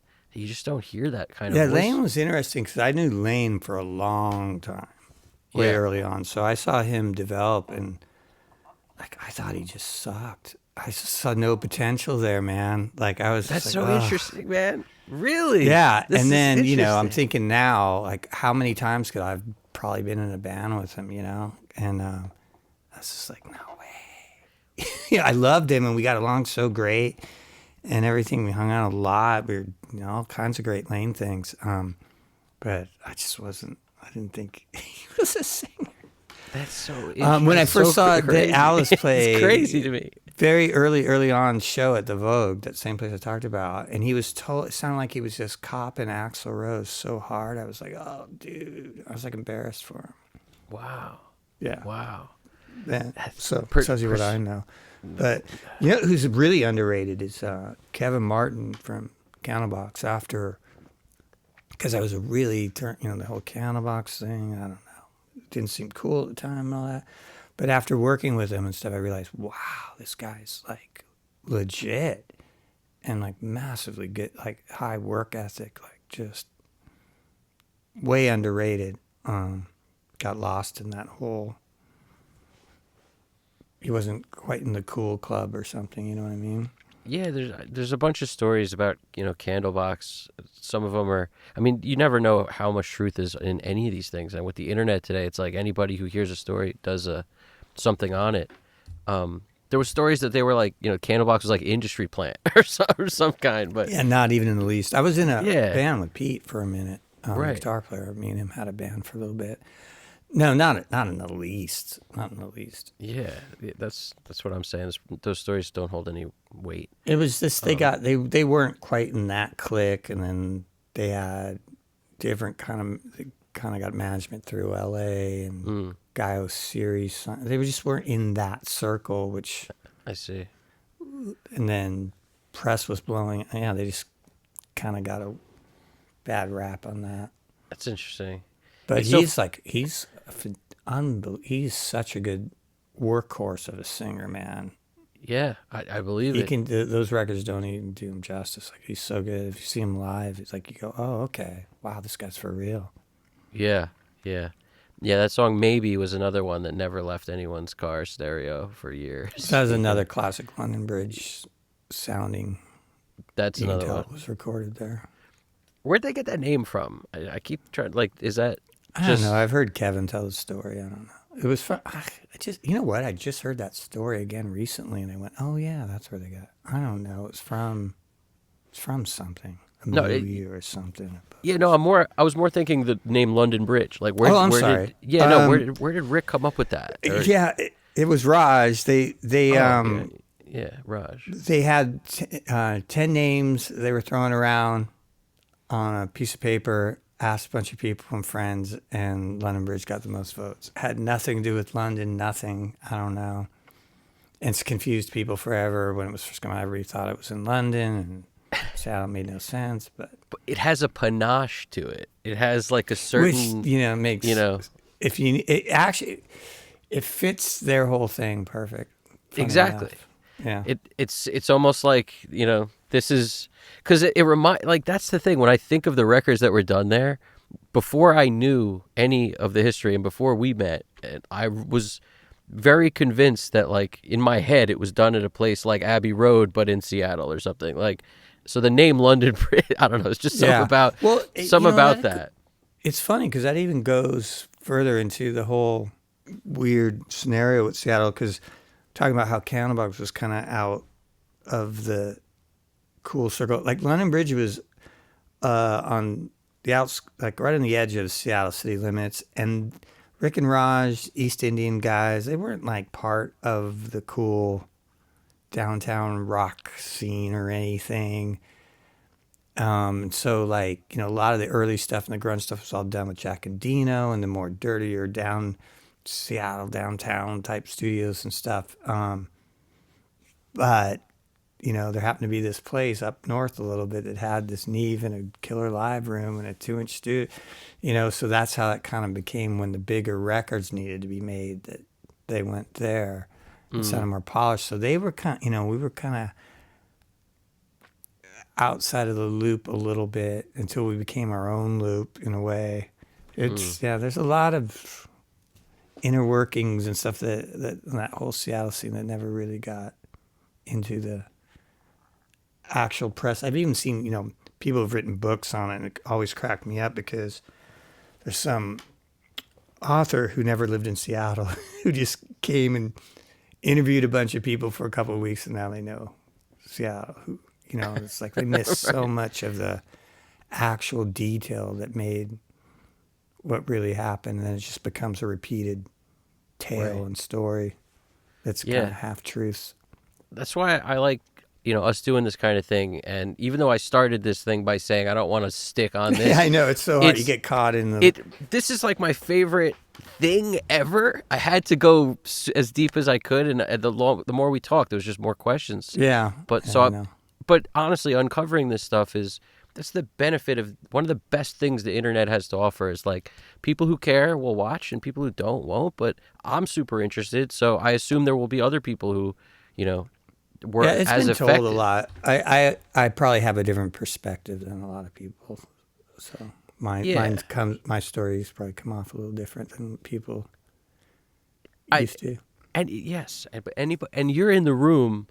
That's just something I wanted to touch on. It you just mentioned sort of is, how, I've watched engineers do their thing, and you have different levels of producer who are insistent on things sounding a certain way, so they sort of like train them to do what they would do, and then the engineer's job is mostly to copy. But it sounds like Rick is way more hands off than that, or at least he was.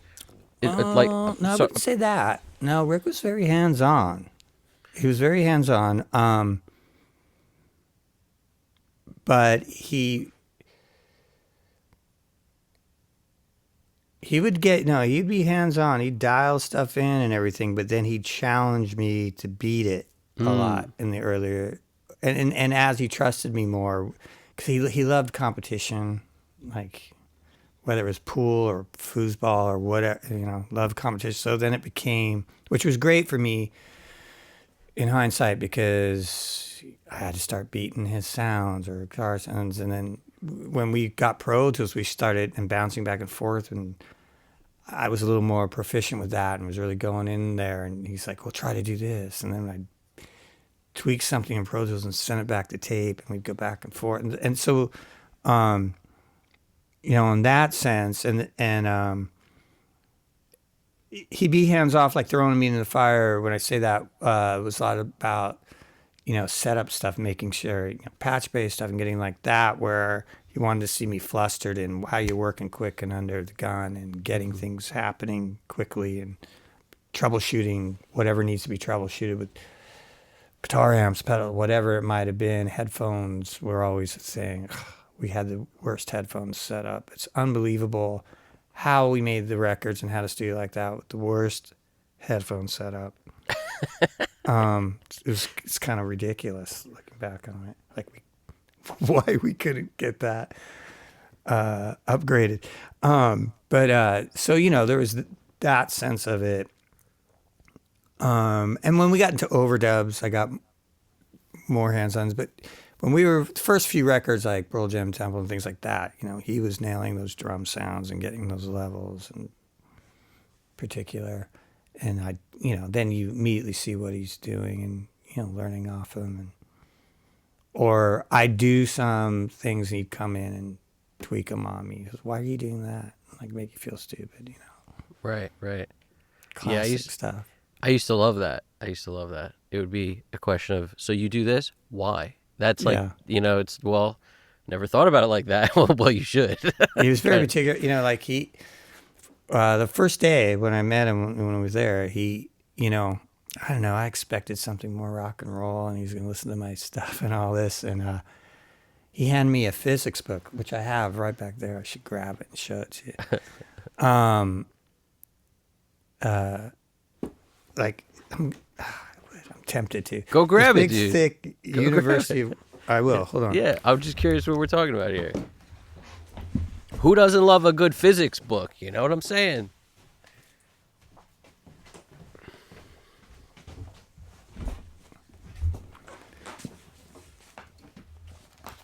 So I got all my 4-track tapes with me and all my stuff. This is what I leave with. He gives me this big physics book. I love University of Washington. He went to college there. He goes, he just gives me this, and he goes, and I'm like the least school. I don't want to think anything like that. I want to make this chords and guitars, man. And he gives me this. Take this home and study this. And I'm like, what are you talking about? Physics, because frequencies and learn. He was like, Totally. he knew, that stuff. So he's like, well, why are you boosting this and that? You're boosting it again over there. And I'm like, I don't know, sounded good. I don't know. Shit, I mean, he really made me feel stupid all the time. Like, Right. It wasn't like really encouraging, Right, but you made it through. But that's totally good. That's how that's. I bet you learned 100 times quicker than you would have learned if you were on your own, like so many people today. I disagree. Okay, I so, look back and I go, man, now that I know what I know, I'm like thinking, you could have made it so much easier for me. There's so many things that were not as difficult as I thought. And then I had such a fear of the patch bay because they wouldn't it wasn't labeled right, and like they wouldn't like. And then it became a thing. Like if other people came in, you had to have somebody that worked there. You had to have me or John, whoever came after for it, because it was like, or you're calling, like how do you patch in it, Right. Interesting. So yeah, I mean, there was a lot. Yeah, it was. He made you learn and find out. And then there's another great guy who doesn't get any credit. Is a producer named Kelly Gray, who worked out of there. He didn't work for, but he worked out of there. He was like a original founding member of Queensryche, and but he produced the Candlebox records, the first 2 records, and many other things. And he's just a madman science. He's like the first guy to bring in another Studer and sync it up, and just fearless. So I worked with him a lot, and amazing guitarist and all this stuff, and just absolutely fearless. And he would break every rule, do anything and everything, and I learned tons off him. He would share, and he would just watch him do stuff, and he's crazy, and great. So I had that too, very different than Rick, but Rick recognized his greatness too, and would bring him in sometimes, and things like on the record that I did, my band that got signed that Rick produced, Kelly would come in and worked on that with us as well, which was crazy. That's why the record didn't probably suck, just because there was me, Kelly, and Rick, and too much time on it, and too much stuff, doing too many stupid things. But too many chefs, too many cooks, too in the many kitchen. chefs for sure. Yeah. But yeah, no. So he was hands-on, but then like I said, he would be aloof a lot, and with the artists and stuff. So when he was done, and I'll come back later when you guys have something, and then he'd meticulously go through things and comp things, and like, to give Rick all his props, my God, like he musically was so fantastic, like with all of all those harmonies and any kind of cool thing like that Eddie did, and especially Lane and Jerry, they were really, Rick was the guy who got them doing those harmonies all the way back to their first demo. And Wow. he'd go to the piano and work out harmonies with them, and Eddie didn't know how to sing harmonies, and he'd like work that stuff out. Oh, that's pretty cool to know. I never. And any piano parts you hear on anything, that was Rick. Oh, that's interesting, man. Yeah, and here's what I really learned from Rick is pre-production, like just his pre-production work. He'd have you sit in the room, he'd be in the room with the band and tear apart arrangements like crazy and work with the drummers. I remember setting up. It was Keanu Reeves' band, and he was producing them. He had a band for them, and I remember having set up a PA, and Rick had a 57, and he'd like be singing like, doo, doo, like the beats to the drummer, like making, because the drummer was having, like, pre-production was really big for him. So I took a huge leaf out of that book. For me, that's what I do a ton of with any band I'm producing, like tons of arrangement, song structure, and things like that before we even record it. Because that's where all the impact lies. As soon as you get that right, the rest just kind of shines through. Whereas if that's wrong, you get bored before you get to the chorus, or there's something going on that always distracts. Yeah, he was good at that. And there wasn't like a ton of that on the Pearl Jam record, except that we had done those long demos. But he was there helping with the structure, like I said, and help the harmony parts and things like that. And Stone and Jeff had their songwriting pretty together and stuff. But every other record, anything I would do with him, especially when he got to that level and labels were, searching particularly for him to produce a record, there'd be, plenty of time allowed for pre-production work. It's cool that he did that, like you said, when he, like in the beginning of you guys, before these records kind of started to blow up and that became a hub, like a relatively unknown studio, and the bands would come in and trust him to do that to their songs, or to help out and change things. Well, he could do, the thing is, he was so trained as a musician. He knew what he was talking, like, and he had the confidence and could talk musically and show things and do, I mean, he had everything to back it up. He was a killer engineer in this, like I said, he wasn't all about tricks and anything, but just very precise and clean, and knew how to just get good standard sounds. I know when Dave Jordan first came there to do the first Alice in Chains record, Facelift, and Rick was kind of acting as the house guy in a sense, and like Jordan wanted to steal, like, would you be my engineer? And this is before Rick had any big production credits. Wow. Yeah. That's interesting. And Yeah. Rick was like, well, if you do every record here. Right. Right. It's so cool that so it's him and his brother's place. Like Raj decided, I want to build a studio. They bought all the right gear.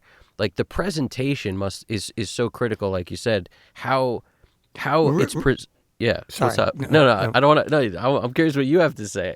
I was just saying, so like Raj now is the other personality. So he's a visionary builder, artist. He's a painter as well, opera singer. Like he's one of these guys, and real estate. Like he builds things and has, just that's what he likes to do for fun. And like I think this start and an entrepreneur, kind of spirit. And I think this all started like with a tape duplicating, cassettes. And then he said, "Oh, I found this building." And then I think he was more getting off building the building. And then he very wisely got a hold of, forget his name, but he designed like Little Mountain and the big studios up in Vancouver where all those great records were made at AC/DC and all those Yeah. big rock records that were going on in Vancouver by an English guy that was in Canada signing these great rooms. Got him to come down from Vancouver to design that room. So that totally helped. And from his advice, he said, get yourself a Neve and a Studer. That's your meat and potatoes. You'll always have work. And Raj told me that was like the famous line that made the place happen. So he said he went down to LA and he found I forget where it was down there, but some place that brokered, and found that Neve and got it up there. And I think they had something else before the Studer. Then they finally got a Studer. And like I said, there wasn't really kind of built it before they needed that kind of, that was crazy, man. I didn't know it until I left, but we had a lot of recording studios there. But this was a little bit bigger level just because of the room itself and the Neve and the Studer. Nobody had that. Right. There was 2-inch machines and there was boards and there was some stuff, but not quite as special as that. There's something to be said for going all the way. Yeah, they like just that. went for it. No real reason, no real clients. And the first couple of years were tough. A lot of Christian things and stuff, the East Indian guys on the studio. It was funny. And they were doing a lot of their own, like I said, trying to hire different people to engineer. Rick was still going to college. And he was, but he'd come and help. They kind of just learned, I don't know, he just had natural ability and, like I said, so musical. Mm-hmm. And it just kind of happened. That's so amazing. It's cool, guys, taking a chance. Because how old was Raj when he decided to? That had to be a pretty penny. I'm just thinking, like, it's got to be the board. They were, the building, the board, the room build, all that. Yeah, he still kind of does the same. He'll. To this day, dude, the guy will find a place. He'll find the worst place in the worst neighborhood and like just make any sense, and he'll turn it into something. That's kind of part of his art. And he just goes for it, and it always works out for him. He's just one of those guys. And yeah, so it was quite a career being so wrapped up with both of them. And then Rick just like wasn't, he didn't really want any part of it. It took him a long time to when he did finally embrace it, he really embraced it. But yeah, it was a funny ride. That's so interesting, man. Does Raj believe he's one of these guys? Like, how you said he's just one of those guys. Does he have that belief in himself?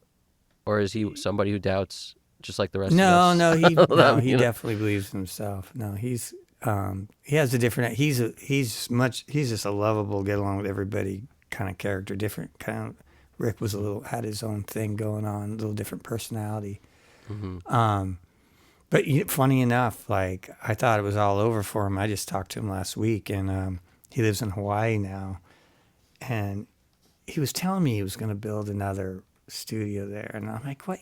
You've been out of the business? What are you talking about?"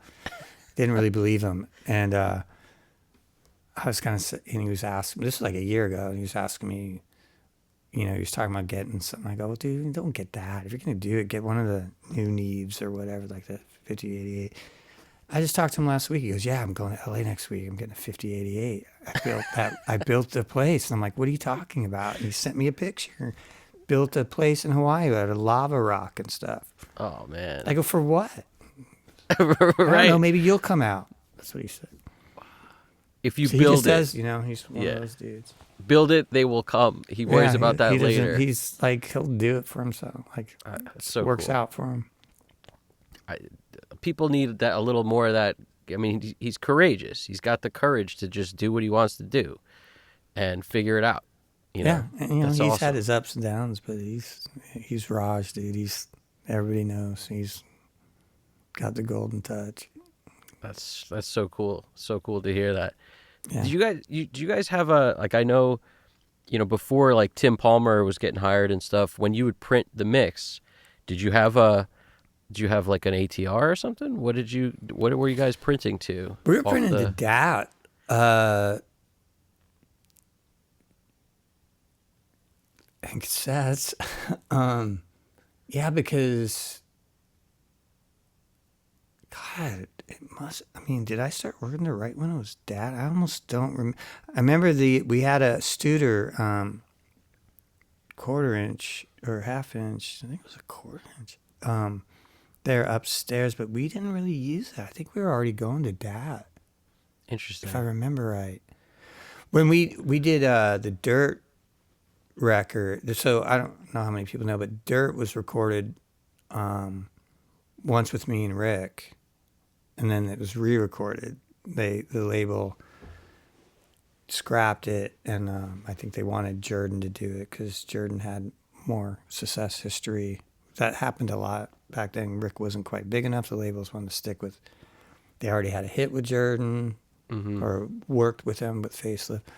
But like I remember mixing those down to cassettes, giving to people who didn't even print DATs. Like there's a mix of Dirt that I did for Mike Starr, the bass player, because he was like, I want something to take home and play for chicks, man.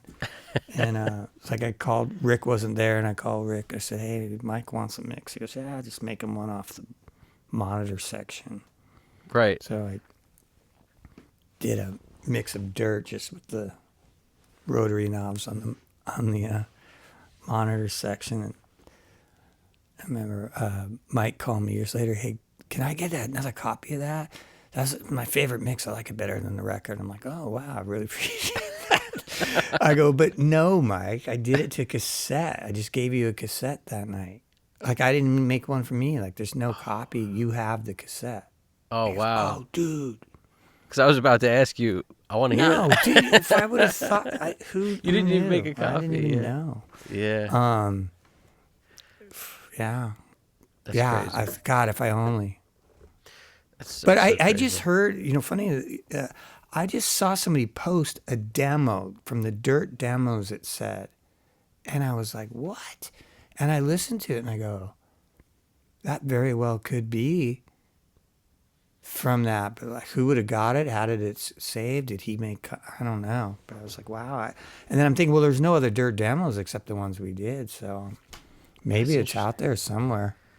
If I know anything, it's people throw stuff away or give it to other people, or they inherit the whole storage facility or the room, or stuff gets out there, man. Yeah, You yeah. know? So I don't know, but yeah, I mean, oh my God, all the stuff I had access to. I used to pull up, when I just have downtime there over the years, I would go in the vault and like the tapes. A lot of times would sit there for years before labels would find out they don't have them and call for them.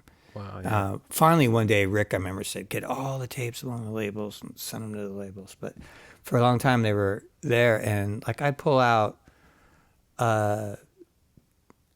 Jordan's stuff a lot. So I'd pull out all the and throw up mixes and then, like the things I could have been printing off and have for myself and bootleg. I mean, it's crazy.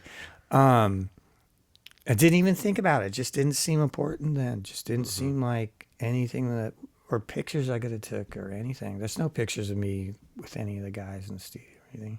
But that's just the attitude then. We just weren't weren't thinking that way. But yeah, speaking of that, pulling up Dave Jordan stuff. Now it's kind of common knowledge because you see the interviews about him. But I was discovering this myself. I'd pull up, I'd pull up a fader, boom, go down the list. I go, that sounds kind of like shit. Oh, that sounds kind of crappy. Like everything just kind of sounded. I could do that. I'm getting all cocky. That's not that good. And then you put all the faders up, and it sounded like a finished record. You're like, oh my god! And then I started discovering, oh, I see. Like you read about, like he'd have, the Rockman guitar track, and then this track and that track, and cut out, band pass things and filter so they'd all have their spot they fit in. I was discovering he was doing that by pulling up faders. Nobody had told me about this, so that was kind of interesting to discover. And that's what I would mean. Like I'd pull up a fader and go, well, that sounds crappy. That sounds like a really thin, crappy guitar. Right, but it's just for the high end. Like, but yeah, then when you realize, oh, this is what he's doing. Yeah, that's so cool. Yeah, I got, but in the same note, like something I do all the time that I just kind of a London Bridge thing is that when I had different amps and multiple mics and different amps, we would just have the bus section on faders, so I would kind of blend things down to one track to go onto one, track on the 2-inch. So I might have 3 amps and 6 mics going or something. They're all different faders, and I'm blending them to one. Mm-hmm. So that's how we would kind of do the same type of things and EQing them like crazy.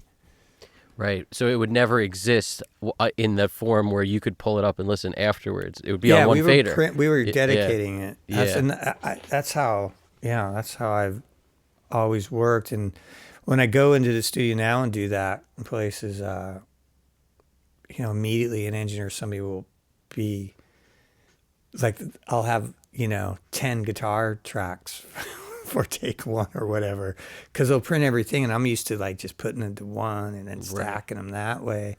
So I still tend to do that because it's stupid. I hate when I get back and I have 5,000 guitar tracks for my left and right. Yeah.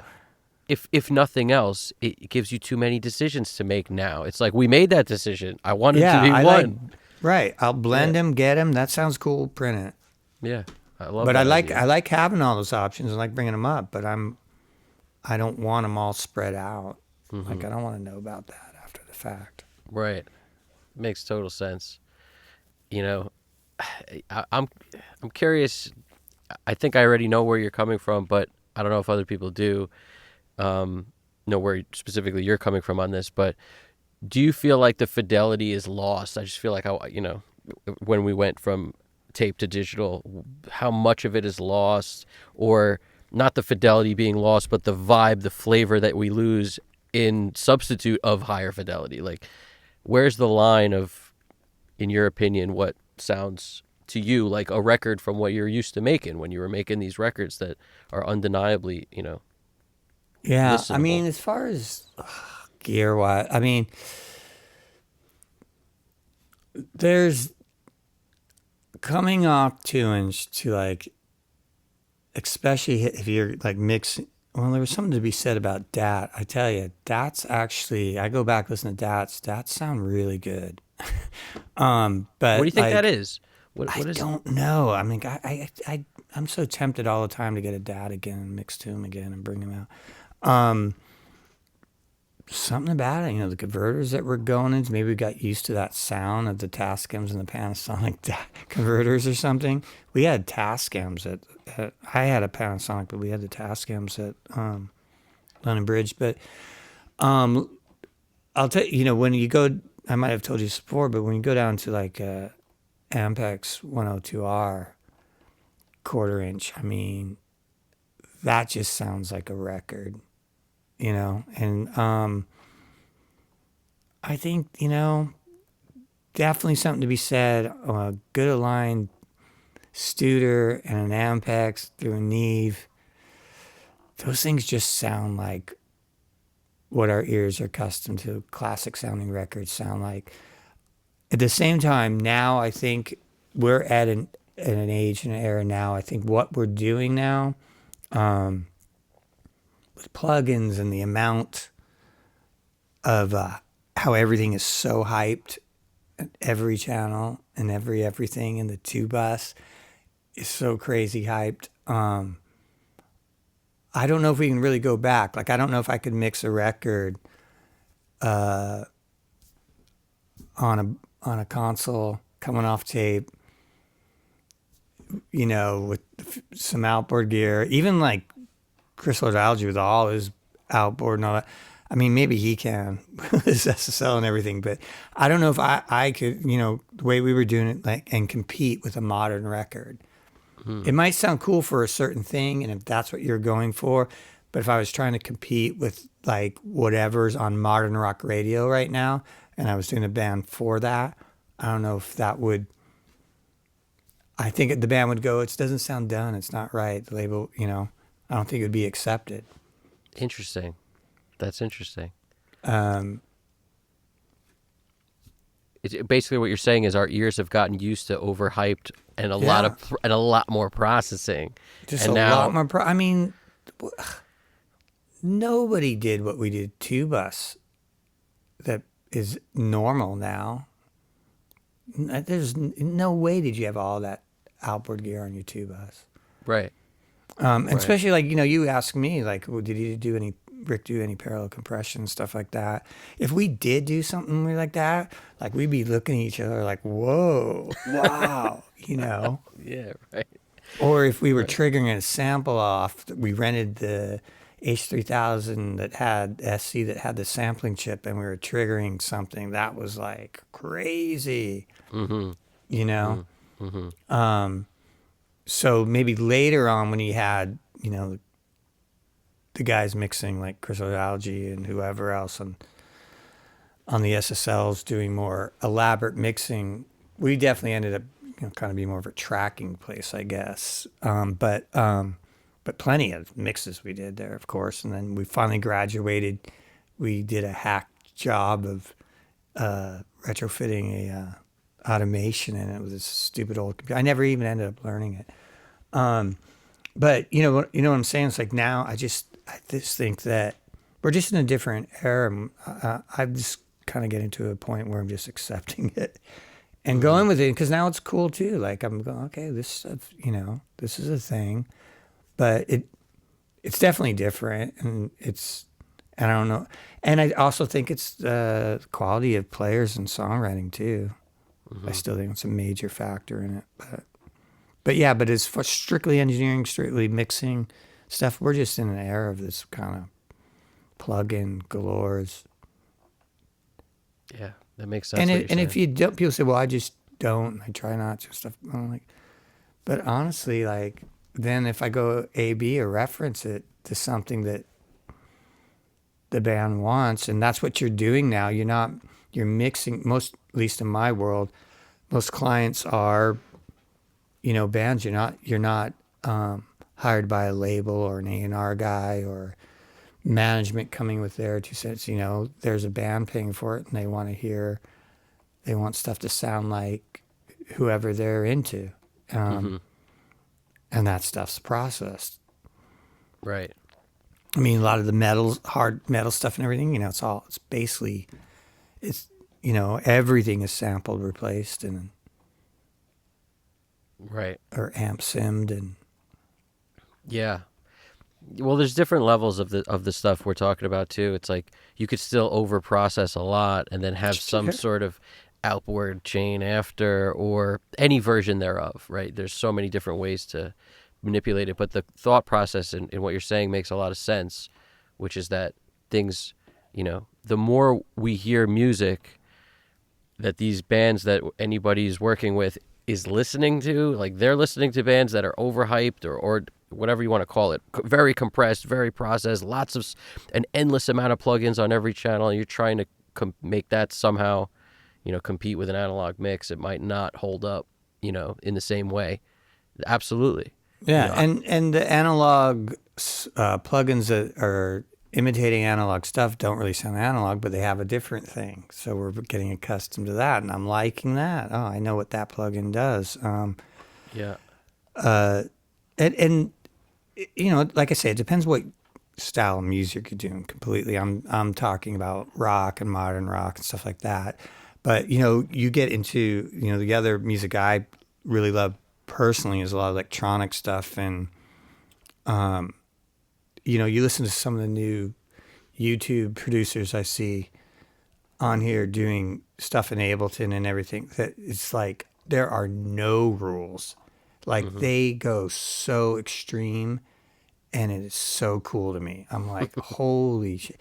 Like they're off the rockers, man. They're just doing chains and chains of plugins, like crazy long stuff, and destroying things and coming back. But then some of them are super musical, and their musical chops are like incredible, but their engineering skills and what they're doing in Ableton and stuff is mind blowing. Blows my That's mind. And just so fearless and no rules. They're not trained in any of that stuff, and they're like doing things so fast. Like they're freaking scientists. And that blows. I'm so impressed. I study all these new guys. Have you ever listened to do you know who Breakins is? I have not heard of break-ins. Gotta No. get his record. Hypochondriac. I mean, that's the future. That's the future of a music producer. Interesting. This kid from Ohio does all his own stuff, mixes it, everything. I'll definitely check that out. Yeah, That's yeah. I highly recommend anybody who's like into production and like listen to, like, he's definitely a new cutting edge kind of guy. There's a number of them, but he's really doing it well, and he's can sing and play and everything else on top of it. hmm. But his production is like next level. Crazy chops and stuff. It's that. So when you see guys like that, and that's a young kid coming out of Ohio doing it on his own rig, you know, that's a different world than working at London Bridge. I mean, Right. you Right. know, That's apples and oranges, completely different. yeah. Yeah. No, Although, that's, you know, back when so I had a room upstairs at London Bridge. Like there's an extra room, and I had my a sampler and ADATs and bullshit in there, and I'd be up there doing all that kind of type of stuff, but way back then. hmm. You know, so it's those, and I was a young guy trying to do that stuff. So it's that, you know, once again, you know, the future is the kids. Uh, no, but seriously, like hearing these, you know, young guys who are just coming up on FL or Ableton, and they just know their plugins, and they just learn these things with off other guys on YouTube, or just discovering stuff. That's like, so our ears are changing, the gears changed, everything's changed, and you know, it's That's cool. what you just said. I love what you just said, because it's actually a part of the puzzle that I don't usually uncover or consciously think about. It's like people. It all depends on the music you make, whether or like what side of that conversation you're on. Because if you love the way stuff sounds in the 60s and 70s, and that's what you're going for, well, yeah, you're going to love the old stuff and the old way of Yeah. working, and you're going to want that. But if you're making music that's never been made before, and your goal is not that at all, and you come from this other place, it sounds crazy when guys like me or somebody else is like, you need to mix hybrid, you got to try it, or you got to try Right. it. Like, it's just, they don't get it at all. And I can understand why. And if I was making music like that, I wouldn't get it. It wouldn't Well, make but sense to then, me. yeah, and then you look at like, well, think about it. You said like, you know, the '60s or whatever, and then now every plug-in on the Sun is like vintage. Like, make it sound like an old broken tape player. Like, make it, you know. So you have all that coming Yeah, in yeah. plugins, which is hilarious. And then, you know, it's funny because I was just watching some engineer talk. I was YouTube flipping through stuff or whatever. And he's talking about, yeah, I wanted to get it to sound like how I used to, you know, hit the console so hard it would distort and things like that. And it's like, you know, if you were working with Rick and stuff, that was like an absolute no. Like we didn't do that. He didn't, you know, but I would, or accident or something. And then I would think it was cool, you know. So it's all relative to what you're doing and what what you're going for. And you get and so many different. We were trying, they were trying to get it to sound clean. Like everybody hated tape then because it didn't sound like what they recorded out in the room. Rick loved digital as soon as it sounded good, immediately. Mm-hmm.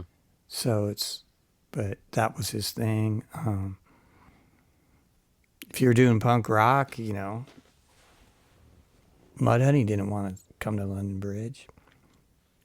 What did they want to do? Like, what was their They place? stay with Jack and Dino on an 8-track. Mm-hmm. Beer spilt on the floor kind of thing. Right. As And it sounds lo-fi, great like that. yeah, as lo-fi we can get it, where we can know. still kind of make out that there's people doing something. Yeah, yeah. Yeah, right. And I used, God, my records I did were the most horrible sounding things ever. So it's all relative. It's all perspective. It's all depending what you're doing, when you're doing it, what area you're in, all that kind of stuff.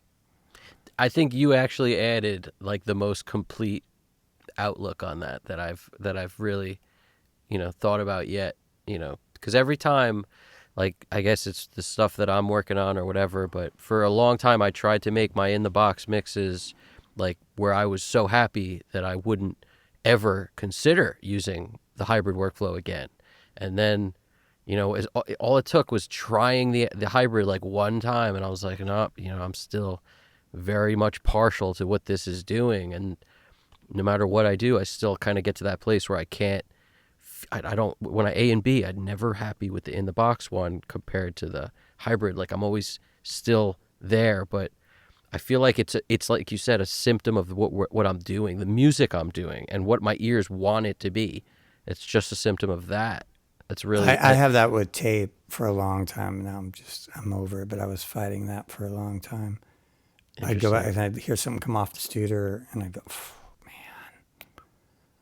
that sounds good, but because you still work on that, like when you go to the vault and stuff. I try to a lot of times. There's usually not enough time in a project to really do that. It takes time. And I also notice bands will be, people realize, they realize there's only 24 tracks really fast, really quick. Mm-hmm. People don't understand that. They think they do. And then once that limitation, and how I have to run a session, and especially if there's a house person or something, like, dude, I got to bust these things, And, we're not going to be able to fix that. Like, no, and it takes a lot of time, So the workflow is so much different that it's hard to do. So I don't get to really do it much. Sometimes I'll track drums to it. I'll do things. It really depends. I'm noticing a lot of the artists I'm doing, it ends up not really mattering because of the time I'm mixing it. You don't even know. I'm mixing a band that's like a total stoner, doom, death metal, wall of fuzz, tuned down stuff. Right now I'm mixing that. And I'm like, it's getting, and I got tons of stuff on it and the 2-bus on it, and it's just a wall of friggin' fuzz. And I'm laughing because I'm pushing everything, and I was turning some things on and off to make sure, like, do I need that on there? Am I saturating it too much? And there was times I'm like, yeah, I should probably let that go. But then I was laughing because I just heard that quote that I just spoke of just a moment ago where the guy said, like, yeah, we used to, like, I want it to sound like when I would hit the console so hard and all that. And I go, well, that's kind of what I'm doing. I'm just doing it with plugins and stuff like that and everything else, and I'm making it sound shitty. But in this world, that could be really cool. Because if I was recording that type of stuff back in the day, that's what would happen. Everything would be clipping and redlining, and you take that home and hand out cassettes to the people. Next thing you know, is playing at parties, and that's the sound they know. Right. That's right. So much of it is based on what is happening now, and I fight that a lot because I'm always like, it doesn't matter what anyone else is doing, but I guess at some point you got to open the window. You got to let some fresh air in. Especially if it's those type of niche bands or niche scenes, like if it's like that kind of stuff, and and if they're good at what they do, Mm-hmm. and then people hear that, and it might be distorted or it might be some kind of wrong recording type thing, it becomes that's the sound that becomes Right. part of what's cool about it. So as an engineer and a mixer guy too, as you get older and you're doing it so much, you forget that, and you're like cleaning it up. Oh, I can't send that out. And so on this, I was getting into it, and I got my big speakers cranked, and I'm trying to remember how I was back when I was, listening to that kind of stuff. Like I would like it, like if it was messed up. Mm-hmm. So, but I could do that and then probably get a revision sent right back. Like, dude, it's distorted. Right. So who knows? But yeah, Yeah. I don't know. It's it's a guessing game with that stuff. But I mean, I've really come to peace with it all. Like, I'm just like, let's just go with. I was dragging my feet. I was doing hybrid for a long time, and now I'm pretty much, as far as mixing is concerned, I'm all in. If I was doing a huge project with a huge budget, locked in a big place, I might be throwing stems out, bouncing them back. But I have a feeling I'd still end up just being in Pro Tools. Mm-hmm. So that's interesting. So you're solely in the box now, but after, a long time kind of being on the fence now, Yeah. totally. Yeah.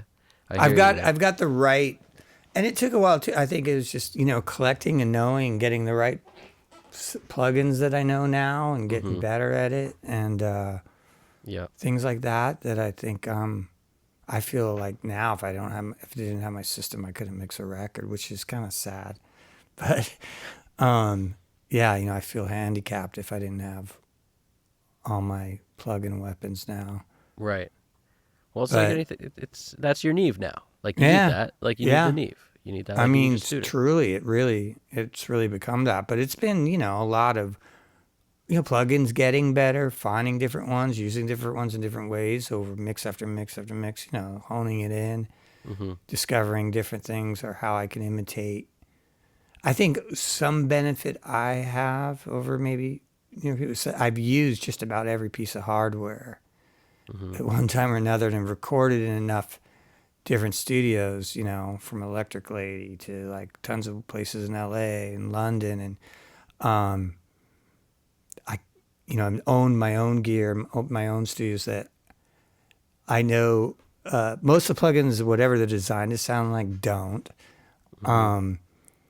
But I make new sounds with them or find other things. But I know how to like make things imitate something that Mm. I'm looking for my brain. Oh, if I would run it through that, and I won't grab the plug-in twin of that.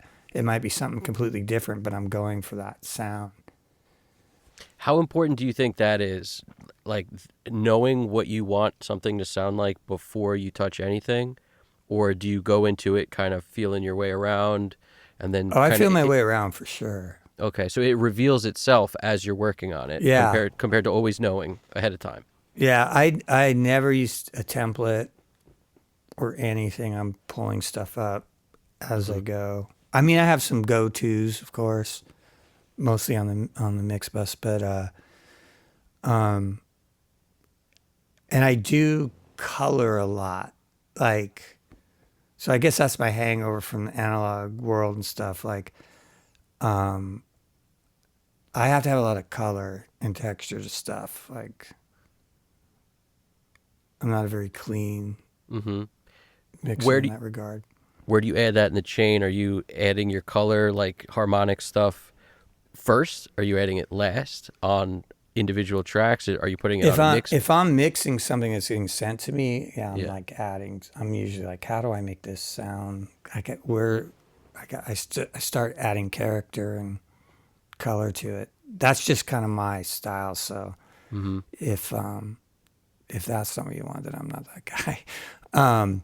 But and then if I track it, you're kind of getting that with it. But if I did a project for Vance Powell a couple years ago, where he hired me to engineer a project that he couldn't do because he was double booked, but he was going to mix it. So obviously on that kind of thing, I had to put my old school. I'm just an engineer, Mm-hmm. um, and then plus I was nervous. It was going to Vance Powell, so I'm like, make sure everything was just clean and straight. Didn't do, But Definitely. generally, if it's me, I use every patch bay in the studio and every light's on, and meters moving. Because I'm like, I'm here. I want to use these. I want all that good stuff Right. on it. Yeah. It surprises me that you think Vance would prefer it clean rather than Well, dirty. if I hadn't worked with him before, Hmm. so that would be me really, kind of stepping out and Definitely. it was his gig, he's never used me before. It was very cool of him to take the chance on me. And so, yeah, I just didn't think it was my spot to, he was very cool about it. He was like, do what you do. But I was like, Hmm. I was too Yeah, yeah. nervous about that. And it was really difficult gig too, man, because the band was great and the gear was fantastic. But it was a place, no open control room. So the drums and stuff, like I had to work off headphones, very difficult. Oh, Now I've done that before. Worked with Afghan Wigs, if anybody's familiar with them, but Greg Dooley, the singer from them, like we worked down at Danny Lanois' place, Kingsway, in New Orleans for that. And all of Danny Lanois' places are open, like he doesn't. He has like it was a mansion in New Orleans. In the parlor, this big API, and it's just open rooms and wow. a monitor there. People that and the vocals are done right next to working on Wow. headphones or low monitors. The first time I had done that, worked well in his setup. This was difficult. The band was all playing live, and I had like standing in there trying to get sounds with a head. It was hard. How do you hear anything to You, get you don't. sounds? You Yeah. don't. You really don't. It was very difficult. I hated it. Hated having to work that way. I felt I could have done such a better job. Hmm. And plus it was for somebody else, which made it Right. worse. So, Oh, yeah, I wasn't happy about that. The like I said, the stuff that I did in New Orleans though was fantastic. That was cool to work like that. And we had different little drum kits in different parts of the house. It was all mic'd up. We just might have two coal mics and a 57 on this kick drum and like weird, people would bounce around, and that that's was a pretty cool nifty. way to work. Yeah, and Vance was happy with that. The result of the Oh, thing this that was was I taken. was sorry, I was Y- referring to the The Afghan wigs Afghan from New wigs. Orleans. Yeah, no, you switched. But no, Vance and yeah, it was. I guess he says he was. I always felt like he was just being nice to me, but I don't know. Is he the same character that we see on interviews and stuff? He Van, seems like he oh would be. yeah, Yeah, Vance is. He's like very great. I've cool been guy. down to his studio and stuff, and he'll talk biz all day. Like he'll talk gear all day with you. Nice. Yeah, that's and I that's feel bad. I go, we don't. We shouldn't. We'd had our wives with us. I'm like, we should probably chill. He goes, no, we talk. This is what we do. We talk. So nice. you talk gear all day. He's the most knowledgeable Hmm. gear guy, dude. He's like, he used to run the rental gear rental part of Blackbird. Hmm. So like I mean, guy knows gear. Wow. He's a Nice. scientist, dude. You go his like little control room in his studio or his machine room, like with his computers and stuff. He's like man. He's in deep. Wow. He's in technology wise. He's in, That's and he awesome. loves it, and he's good Yeah. at it, and he's got it all figured out. You can hear it. You Yeah, hear the he eats, results. sleeps, breathes it totally. That's amazing. That's the thing. People, it's hard for some people to realize that there are no shortcuts in what this is, like making music or understanding gear, understanding the physics. That book that you have, that you got Right. from, there are no shortcuts. There's No, just I mean, well, he's one of the guys too. Like he comes from live too. Like he's a Mm-hmm. live guy. Mm-hmm. A lot of time live guys don't cross over good in my experience to studios, but there are some, and when they do, they're just like the best, it seems like. Interesting. Yeah, I knew one other guy, a Seattle guy, who was a live dude. It was fantastic in the studio. And then there's another guy, that Magic Mike guy. You see him on YouTube. He's does the like morning NBC shows. He mixes all Huh. those. Good Morning America or one of those things. Yeah. He's fantastic too. He's a great mixer. But a lot of those guys, when they're good because, dude, they know how to handle things. Talk about troubleshooting and off the cuff and being on it. Man, I could never do live. I just like it's too much. Yeah. You feel the pressure. The couple live shows Thankless I've job. done. Oh, it's very true. It's very true. I've done sound, for a friend of mine's band a couple times where they hired me because they needed somebody to make it sound a little better, and like you said, the whole thing goes down, and you're sitting there messing with every little bit, and anything that goes wrong is your fault, and when it Yeah. goes right, it's got nothing to do with you. It's the best. So it's just I did, yeah. I was in between gigs. I was moving.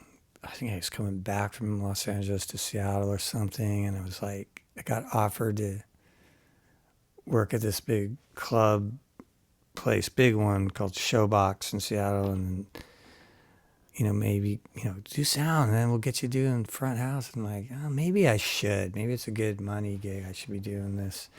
And so I was running monitors for a bunch of, bigger acts coming through town, and I hated it. It was horrible. And constantly getting yelled at because you're doing monitors, dude. Nobody's happy with their monitors ever. ever. Blues, what's that guy? Blues Spencer, something Spencer Blues Group or whatever. That guy yelled at me so much. I was like, oh, it's my last gig. I was like, Yeah. no, this is like, I can't. The only thing I'm doing live is if I'm on stage Right. Right. or backstage. Like, Yeah. live's not for me, man. Yeah. No, it's definitely weird. It's definitely weird. And when you're doing live sound for like something you don't like if it's for like a theater production or something, what is worse than that? You have all the same pressure and but for music that's not even music. It's I mean Yeah. it's not music I would listen to. I don't know. That's Yeah, I also wasn't cut out for that. yeah. I'm with you on that, man. All, Listen, all respect. It's an yeah. incredibly hard gig. Yeah, no, the guys who can do it, that's amazing, Especially like big, like outdoor Right. concerts. Like I have a friend in England who does, Al Lindsay, he does like Glastonbury type stuff. I'm like, I can't even imagine putting up faders. Like, how loud do you even go? Like, I wouldn't even Right. know. I mean, the whole thing just is daunting. I'm like, oh my God, I can't even Right. imagine. But it totally different animal. But at Yeah. that level, he's got probably 2 buses of people that help him put on that live show. You know what I Yeah, mean? but So- he's told me about it. Like it's you got to go run and make sure all that and check it all, make sure that stuff's all going down. Right, right. Because end of the day, Yeah. you're the guy there, and it's like it's Mhm. not. Yeah. I don't know. I don't know how those guys do it. I agree. when I think about any And the then guy who TV's probably a whole other different Yeah. aspect of it. totally. Yeah. Yeah. But I mean at least some of that's taped, some of the like the stuff on like that was on Letterman or this and that, like they would tape that ahead of time. Well, those live though in the street things is what that one guy does. Oh yeah, well that's its own thing. Right. Yeah, Yeah. Yeah, I agree. That's its own. too much pressure. I can do it. Yeah, and a lot of stuff that goes wrong, it's like never your fault. It's like, man, the freaking that's buzzing has nothing to do with me. As soon as we knock it on its side, it goes back. Well, what have you been bouncing this monitor around your car for the last 4 weeks? I mean, you What's just, wrong you'd with have this to have thing? such steady nerves and calmness about Yeah. all this stuff. I was too high strung for that stuff back in the day. Like, I'm with you. I don't know if you could tell, but that's the thing. When I hear the stories about Rick and like his demeanor, like I could never be that like chill kind of aloof, like I don't care. Like I think I care way too much, and I'm always like overstressed and overhyped. He wants to, go back to, he like cared a lot about what he was doing. And like Yeah. he'd look at, oh, I'm going to make it sound great. Hmm. Like my job will be done. Right. But everything else you're doing, Right. That's awesome. I don't know, man. I could talk to you for days about this stuff. We have to do this again. Yeah. So I'm sure there's more stuff that that I forgot, and when I put this together and put it up, whatever I remember, I'll write down. So I make sure to address on the next time. But is there anything you want to add about how people can contact you if they want to work with you or anything like that? Yeah. Easy to DM me on Instagram, Dave Hillis Music, or Google me or whatever. But yeah, I'm easy, reachable, and easy to get a hold of. And yeah, I love, new bands and anybody who's like looking to get a mix done or production or coming out here to work with me or me going there or even helping with songs, arrangements, writing, pre-production, any of that stuff. I'm always open to, anybody who needs help in that area. Excellent. So please, yeah, anybody reach out to me. And you're in Pittsburgh. I'm in Pittsburgh now. Yeah. And that's awesome. And that studio by you that we've talked about a couple times is the one right over there. So there's a studio in town called The Vault. Yeah. Beautiful Neve console, my Studer tape machine from London Bridge that Pearl Jam and Alice and everybody, all the records were recorded on that machine, was gifted to me from Rick and Raj. And I brought it all the way out from Seattle to here. So I have it there. And it's just a great, nice studio, nice Neve room. Their Neve has history too. It was owned by George Harrison at one point. Then it went to Scott Litt, and he did some of Nirvana's, mixed some of that In Utero on it. Every Neve has stories because it's a Neve. So yeah, you can look that up online too. The Vault Studios in Pittsburgh, and so if any major tracking or stuff like that, I do there. And then I have my own mix room here. So for like remote mixing, a lot of people send me tracks, and I'll mix, and we'll do it that way. So That's awesome. Yeah, I wanted to mention that because the fact that Studer tape machine exists, it's in great condition, and it's usable, is something that needs to be mentioned. Yeah, it took a long. It was a nightmare getting it there. It needed some love. I bet. When it got to me, it sat for a while and got moved around and blah, blah, blah. By the time it got to me, it wasn't quite in the condition that I was told it was. So, and it's hard to find people who know how to work on a Studer tape machine. So it took a while. It cost more than I wanted it to, but yeah, we have it, and it's cool. I did a band this summer from Texas, really cool young rock band, and we tracked drums and bass and some guitar, the basics to it. Then we moved it over to Pro Tools, but they were big fans of a lot of those bands and wanted to get some of that mojo. It's fun. I don't blame them. That's Yeah. amazing. I don't blame them. That's very cool, Dave. As always, man, it's a pleasure talking to you. So Right on. Yeah, you too. It's fun nerding out and stuff. Oh yeah, we're gonna do it as often as you're up for it. Make this All right. a frequent thing. So excellent. Well, I'll talk to you soon. All right. Thanks a lot. Take it easy.